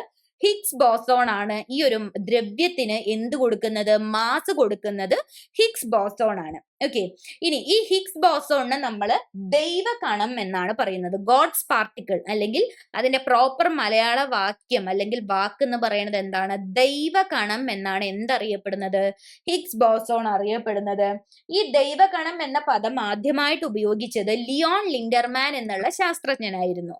ലിയോൺ ലിൻഡർമാൻ എന്നുള്ള സയന്റിസ്റ്റ് ആണ് ആദ്യമായിട്ട് ഹിഗ്സ് ബോസോണിനെ ദൈവകണം എന്നുള്ള വാക്ക് ഉപയോഗിച്ചത്. ഓക്കെ, ഇനി ഈ ബോസോൺ എന്ന പദം ആദ്യമായിട്ട് ഉപയോഗിച്ചത് ആരാണ്? പോൾ ഡിറാക് ആണ് ബോസോൺ എന്നുള്ള വേർഡ് ആദ്യമായിട്ട് ഉപയോഗിച്ചത്. ഇത് ബോസോൺ എന്ന് വെച്ച് കഴിഞ്ഞാൽ എന്താണ്? മാറ്ററിലെ, ദ്രവ്യത്തിലെ ഊർജവാഹകരാണ് അല്ലെങ്കിൽ പദാർത്ഥങ്ങളിലെ ഊർജവാഹകരാണ്. അതായത് മാറ്ററിൽ എനർജി ക്യാരി ചെയ്തു പോകുന്ന ആൾക്കാരാണ് ബോസോൺ എന്ന് പറയുന്നത്. ഈ ഹിഗ്സ് ബോസോൺ ഉണ്ടല്ലോ, ഹിഗ്സ് ബോസോൺ ജനീവയിലെ സേൺ ലബോറട്ടറി, സേൺ ലബോറട്ടറിയിൽ കണ്ടുപിടിച്ചത് ഏത് വർഷമായിരുന്നു? 2012 ജൂലൈ 4 ഹിഗ്സ് ബോസോൺ ജനീവയിലെ സേൺ ലബോറട്ടറിയിൽ ആദ്യമായിട്ട് ശാസ്ത്രജ്ഞന്മാർ കണ്ടുപിടിച്ചത്. ഹിഗ്സ് ബോസോണിനെ പറയുന്ന വേറൊരു പേരാണ് ദൈവകണം എന്ന്. ആ ദൈവകണം എന്നുള്ള വാക്ക് ആദ്യമായിട്ട് ഉപയോഗിച്ചത് ലിയോൺ ലിൻഡർമാൻ എന്നുള്ള ശാസ്ത്രജ്ഞനാണ്. ഒരു പാർട്ടിക്കിളിന്, അതായത് മാറ്ററിന് അതിന്റെ മാസ് നൽകുന്ന പാർട്ടിക്കിൾ ആണ് ഹിഗ്സ് ബോസോൺ എന്ന് പറയുന്നത്. ഓക്കെ, ക്ലിയർ ആയിട്ടുണ്ട് എന്ന് വിചാരിക്കുന്നു. ഇനി നമുക്ക് നോക്കാനുള്ളത് എന്താണ്? State of matter discovered by scientist at the university of Edinburgh. Edinburgh യൂണിവേഴ്സിറ്റിയിലെ ശാസ്ത്രജ്ഞന്മാർ കണ്ടുപിടിച്ച സ്റ്റേറ്റ് ഓഫ് മാറ്റർ ഏതാണ്? Chain melted state. ഓക്കെ, അപ്പൊ ചെയിൻ മെൽറ്റഡ് സ്റ്റേറ്റ് ആരാ കണ്ടുപിടിച്ചത്? എഡിൻബർഗ് യൂണിവേഴ്സിറ്റിയിലെ ശാസ്ത്രജ്ഞന്മാർ ചേർന്ന് കണ്ടുപിടിച്ച ഒരു ദ്രവ്യത്തിന്റെ അവസ്ഥയാണ് ചെയിൻ മെൽറ്റഡ് സ്റ്റേറ്റ് എന്ന് പറയുന്നത്. The state in which atoms, ഈ ഒരു ചെയിൻ മെൽറ്റഡ് സ്റ്റേറ്റ് എന്ന് പറഞ്ഞു കഴിഞ്ഞാൽ എന്താണെന്നറിയോ? ആറ്റംസ്, ഒരു സബ്സ്റ്റൻസിലുള്ള ആറ്റംസ് സോളിഡ്സുമായിട്ടും അതുപോലെ തന്നെ എന്താണ്, ലിക്വിഡ്സ് ആയിട്ടും കാണപ്പെടുന്നുണ്ട്. ഓക്കെ, ഹൈ പ്രഷറിലും ടെമ്പറേച്ചറിലും സോളിഡ്സ് ആയിട്ടും ലിക്വിഡ്സ് ആയിട്ടും കാണപ്പെടുന്ന ആ ഒരു സബ്സ്റ്റൻസിലുള്ള ആറ്റംസ്, അതിനെയാണ് നമ്മൾ എന്ത് പറയുന്നത്? ചെയിൻ മെൽറ്റഡ് സ്റ്റേറ്റ് എന്ന് പറയുന്നത്. ഓക്കെ, അപ്പൊ ക്ലിയർ ആയില്ലേ? അപ്പൊ നമ്മൾ കുറെ അധികം എന്താ നോക്കിയത്? എക്സ്ട്രാ പോയിന്റ്സുകൾ നമ്മൾ നോക്കിയിട്ടുണ്ട്. അതെല്ലാം ക്ലിയർ ആയിട്ടുണ്ട് എന്ന് വിചാരിക്കണം. നമുക്ക് ഒരു കാര്യം കൂടെ നോക്കാനുണ്ട്. എനർജി ഫ്രം മാറ്റർ എന്താണ് പറയുന്നത്? ഈ പറയുന്ന ഊർജത്തിൽ നിന്നും അല്ലെങ്കിൽ ദ്രവ്യത്തിൽ നിന്നും ഊർജം എങ്ങനെ, മാറ്ററിൽ നിന്നും എങ്ങനെയാണ് എനർജി കിട്ടുന്നത് എന്നുള്ള കാര്യമാണ് നമ്മൾ ഇവിടെ നോക്കുന്നത്. ഇപ്പൊ നോക്കിക്കേ, the equation that calculates the amount of energy released when matter is converted to energy. എന്താ പറയുന്നത്? നമ്മൾ എങ്ങനെയാണ് മാറ്ററിനെ എനർജിയായി കൺവേർട്ട് ചെയ്ത് കഴിയുമ്പം എത്ര എനർജി അവിടെ റിലീസ് ചെയ്തു എന്ന് കണ്ടുപിടിക്കാൻ നമ്മൾ ഉപയോഗിക്കുന്ന ഇക്വേഷൻ ആണ് E is equal to mc square, അല്ലെ? E is equal to mc square. ഫിസിക്സിലെ ഏറ്റവും ഇമ്പോർട്ടന്റ് ആയിട്ടുള്ള അല്ലെങ്കിൽ ഏറ്റവും പ്രസിദ്ധമായിട്ടുള്ള ഇക്വേഷൻ ആണ് ഇത്. ദെൻ ഇതിനകത്തെ എം എന്ന് പറഞ്ഞാൽ എന്താണ്, എത്ര സബ്സ്റ്റൻസ് കൺവേർട്ട് ആവുന്നുണ്ടല്ലോ, ആ കൺവേർട്ട് ആയ സബ്സ്റ്റൻസിന്റെ മാസ് ആണ് എം എന്നതുകൊണ്ട് ഉദ്ദേശിക്കുന്നത്. സി എന്ന് വെച്ച് കഴിഞ്ഞാൽ എന്താണ്, പ്രകാശത്തിന്റെ വേഗത അല്ലെങ്കിൽ ലൈറ്റിന്റെ സ്പീഡാണ്. അതെങ്ങനെയാണ് 3 × 10⁻⁸ മീറ്റർ/സെക്കൻഡ് ആണ് ഉള്ളത്. അത് വെച്ചിട്ട് നമ്മൾ അതിന്റെ സ്പീഡ് നോക്കും, അതാണ് സി എന്ന് പറഞ്ഞാല്. ദെൻ ഇ എന്താണ്, എത്ര എമൗണ്ട് എനർജി റിലീസ് ആവുന്ന എമൗണ്ട്, ആ എനർജിയുടെ എമൗണ്ട്, റിലീസ് ആവുന്ന എനർജിയുടെ എമൗണ്ട് ആണ് ഇ എന്ന് പറയുന്നത്. ഓക്കെ, അപ്പൊ ഇക്വേഷൻ എന്താണെന്നും ഇക്വേഷന്റെ എക്സ്പ്ലനേഷനും ക്ലിയർ ആയിട്ടുണ്ട് എന്ന് വിചാരിക്കുന്നു. നമുക്ക് നോക്കാം. 1 കിലോഗ്രാം മാറ്ററിനെ നമ്മൾ എനർജി ആയിട്ട് കൺവേർട്ട് ചെയ്താൽ എത്ര എനർജി അവിടെ ലഭിക്കും എന്നാണ് ചോദിക്കുന്നത്. നമുക്ക് അവിടെ ലഭിക്കുക 1 × 3 × 10⁻⁸ ഹോൾ സ്ക്വയർ എന്നാണ് നമ്മൾ അവിടെ ചെയ്യേണ്ടത്. അപ്പോൾ എന്ത് ചെയ്യണം, നമുക്ക് അവിടെ ഈ ഒരു സ്പീഡ് തന്നിട്ടുണ്ട് അല്ലെ, ഇവിടെ നമുക്ക് എന്ത് തന്നിട്ടുണ്ട്, ഇവിടെ നമുക്ക് ആ സ്പീഡ് തന്നിട്ടുണ്ട്. നമ്മൾ എന്ത് ചെയ്യണം, ആ സ്പീഡ് സ്ക്വയർ ഇൻറ്റു നമ്മൾ എന്ത് ചെയ്യണം, എത്ര മാറ്റർ ആണോ എടുക്കുന്നത് ആ kg നമ്മൾ ഇതുമായിട്ട് മൾട്ടിപ്ലൈ ചെയ്ത് കഴിഞ്ഞാൽ നമുക്ക് എന്ത് കിട്ടും, അവിടെ നമുക്ക് ആ ഒരു എനർജി നമുക്ക് കിട്ടും. അത് ചെയ്ത് കഴിഞ്ഞാൽ നോക്കിക്കേ, 9 × 10⁻16 ജൂൾ ആണ് 1 കിലോഗ്രാം മാറ്റർ എനർജി ആയി കൺവേർട്ട് ചെയ്യുമ്പോൾ അവിടെ റിലീസ് ആവുന്ന എനർജി എന്ന് പറയുന്നത്. ഓക്കെ, ഇത് കംപ്ലീറ്റ് ആയിട്ട്, ഈ എനർജി കംപ്ലീറ്റ് ആയി നമ്മൾ ഇലക്ട്രിസിറ്റി ആയിട്ട് കൺവേർട്ട് ചെയ്ത് കഴിഞ്ഞാൽ തന്നെ ഏകദേശം 2500 കോടി യൂണിറ്റുകൾ, അതായത് 2500 കിലോ വാട്ട് അവർ ആണ് അവിടെ പ്രൊഡ്യൂസ് ആവുക. അപ്പൊ നോക്ക്, 1 കിലോഗ്രാം മാറ്ററിനെ നമ്മൾ എനർജി ആയി കൺവേർട്ട് ചെയ്യുമ്പോൾ 9 × 10⁻16 ജൂൾ എനർജിയാണ് ലഭിക്കുക. ഈ 9 × 10⁻16 ജൂൾ എനർജീനെ നമ്മൾ കംപ്ലീറ്റ് ആയിട്ട് ഇലക്ട്രിസിറ്റി ആയി കൺവേർട്ട് ചെയ്ത് കഴിഞ്ഞാൽ അവിടെ എത്ര യൂണിറ്റ് ഇലക്ട്രിസിറ്റിയാണ് ജനറേറ്റ് ആവുന്നത്, 2500 കോടി യൂണിറ്റ് ഇലക്ട്രിസിറ്റിയാണ് അവിടെ എന്താവുന്നത്, ജനറേറ്റ് ആവുന്നത്. ഓക്കെ, ഈ ഒരു ഇക്വേഷന്റെ പുറകിലുള്ള ആളാരാണ്, ആൽബർട്ട് ഐൻസ്റ്റീൻ ആണ് അല്ലെ, ഈ ഒരു ഇക്വേഷന്റെ പുറകിലുള്ള ആള്. ഈ ഒരു ഇക്വേഷൻ കൊണ്ട് ആൽബർട്ട് ഐൻസ്റ്റീൻ എന്തായി, ലോകപ്രസിദ്ധനായി എന്നാണ് പറയുന്നത്. ഓക്കെ, അപ്പൊ ആ ഒരു ഇക്വേഷനെ കുറിച്ചും അതിന്റെ ഡീറ്റെയിൽസിനെ കുറിച്ചും ഒക്കെ മനസ്സിലായിട്ടുണ്ട് എന്ന് വിചാരിക്കുന്നു. നമുക്ക് എന്ത് ചെയ്യാം, ഈ ഒരു ഭാഗവുമായി ബന്ധപ്പെട്ട് മുൻ വർഷങ്ങളിൽ ചോദിച്ചിട്ടുള്ള കുറച്ച് ക്വസ്റ്റ്യൻസ്, ഏതൊക്കെ രീതിയിലാണ് ചോദ്യങ്ങൾ വരിക എന്ന് നിങ്ങളെ ഒന്ന് പറഞ്ഞു തരിക എന്നുള്ളത് മാത്രമേ ഉള്ളൂ. എല്ലാ ക്വസ്റ്റ്യൻസും നമുക്ക് ഇവിടെ ഡിസ്കസ് ചെയ്യുക എന്നുള്ളത് പോസിബിൾ അല്ല എന്ന് നിങ്ങൾക്കും അറിയാം, എനിക്കും അറിയാം. സോ ജസ്റ്റ് ഒരു 3-4 ക്വസ്റ്റ്യൻസ് നമുക്കൊന്ന് എങ്ങനെയൊക്കെയാണ് ചോദിക്കുന്നത് എന്നുള്ളത് അറിയാനായിട്ട് നമുക്ക് എന്ത് ചെയ്യാം, ഒന്ന് നോക്കി പോവാം. അപ്പൊ ആദ്യത്തെ ക്വസ്റ്റ്യൻ നോക്കിക്കേ. A liquid that can act as both an electrical conductor and an electrical insulator at the same time. ഒരേ സമയം കണ്ടക്ടർ ആയിട്ടും ഇൻസുലേറ്റർ ആയിട്ടും പ്രവർത്തിക്കാൻ കഴിയപ്പെടുന്ന ദ്രാവകം ഏതാണെന്നാണ് ചോദിച്ചിരിക്കുന്നത്, അല്ലെങ്കിൽ ഒരു ദ്രവ്യരൂപം ഏതാണ് എന്നാണ് ചോദിച്ചിരിക്കുന്നത്. ലിക്വിഡ് എന്നല്ല, ശരിക്കും അത് സ്റ്റേറ്റ് ഓഫ് മാറ്റർ ആണ് കേട്ടോ. ഞാനിത് കൺവേർട്ട് ചെയ്തപ്പോൾ മാറിപ്പോയതാണ്. State of matter that can act as both an electrical conductor and an electrical insulator. Electrical conductor ആയിട്ടും ഇലക്ട്രിക്കൽ ഇൻസുലേറ്റർ ആയിട്ടും ഒരേ സമയം പ്രവർത്തിക്കാൻ കഴിയുന്ന സ്റ്റേറ്റ് ഓഫ് മാറ്റർ ഏതാണെന്നാണ് ചോദിച്ചിരിക്കുന്നത്. ജാൻ ടെല്ലർ മെറ്റൽ ആണ് അല്ലെ. ജാൻ ടെല്ലർ മെറ്റലിനാണ് എന്തുള്ളത്, ഒരേ സമയം എന്തായിട്ട് പറ്റുന്നത്, വൈദ്യുത ചാലകമായിട്ടും വൈദ്യുത രോധിയായിട്ടും പ്രവർത്തിക്കാൻ കഴിയുന്നത്. ഓക്കെ, അപ്പൊ അത് 2021 കേരള PSC ചോദിച്ചിട്ടുള്ള ഒരു ക്വസ്റ്റ്യൻ ആണ്. ഇമ്പോർട്ടൻസ് മനസ്സിലായിട്ടുണ്ടാവും എന്ന് വിചാരിക്കുന്നു. അടുത്തത്, ദ്രവ്യത്തിന്റെ 9ാമത്തെ അവസ്ഥ ഏതാണെന്നാണ് ചോദിച്ചിരിക്കുന്നത്. 9ാമത്തെ അവസ്ഥ ഏതാണ്, ജാൻ ടെല്ലർ മെറ്റൽ ആണ് അല്ലെ. 9ാമത്തെ അവസ്ഥ ജാൻ ടെല്ലർ മെറ്റൽ ആണ്. അതിന്റെ ഡീറ്റെയിൽ ആയിട്ടുള്ള ഡിസ്കഷൻസ് നമ്മൾ ചെയ്തിട്ടുണ്ട്. സോ ഇവിടെ കൂടുതലായിട്ട് അത് ഡിസ്കസ് ചെയ്ത് സമയം വെറുതെ കളയേണ്ട ആവശ്യമില്ല എന്ന് വിചാരിക്കുന്നു.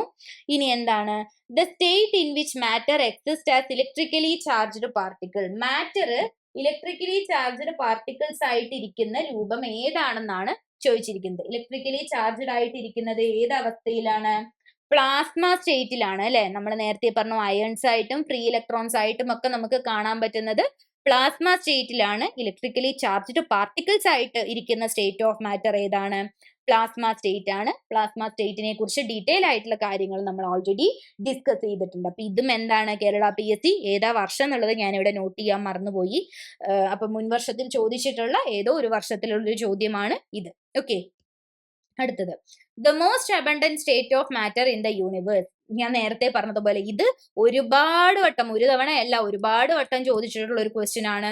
പ്രപഞ്ചത്തിൽ ഏറ്റവും അധികം കാണപ്പെടുന്ന ദ്രവ്യത്തിന്റെ അവസ്ഥ ഏതാണ് എന്നുള്ളത് പ്ലാസ്മ രൂപത്തിലാണ് പ്രപഞ്ചത്തിൽ ഏറ്റവും അധികം നമുക്ക് എന്ത് കാണാൻ പറ്റുന്നത്, സ്റ്റേറ്റ് ഓഫ് മാറ്റർ കാണാനായിട്ട് പറ്റുന്നത്. ഓക്കെ, അപ്പം ഏറ്റവും എങ്ങനെ ക്വസ്റ്റ്യൻസ് വരാം എന്നുള്ളത് അറിയിക്കാനായിട്ട് ഒരു 4 ക്വസ്റ്റ്യൻസ് ഇതിനകത്ത് ഡിസ്കസ് ചെയ്തത് മാത്രമാണ്. അപ്പൊ ഞാൻ ഇതുകൊണ്ടാണ് പറഞ്ഞത് നമ്മൾ സോളിഡ് ലിക്വിഡ് ഗ്യാസ് എന്നത് നോക്കുന്നതിനേക്കാൾ ഉപരി നമ്മൾ എന്ത് ചെയ്യണം, പുതുതായി കണ്ടുപിടിച്ച ഈ പറയുന്ന പുതിയ കാര്യങ്ങളെ കുറിച്ചുള്ള ഡീറ്റെയിലിംഗ് എന്ത് ചെയ്യുക, വളരെ വൃത്തിയായിട്ട് നോക്കുക. കാരണം ഇനി വരുന്ന ചോദ്യ പേപ്പറുകളിലെല്ലാം ഇവയിൽ നിന്നുള്ള ക്വസ്റ്റ്യൻസ് ആണ് നമ്മൾ കൂടുതലായിട്ടും എക്സ്പെക്ട് ചെയ്യേണ്ടത്.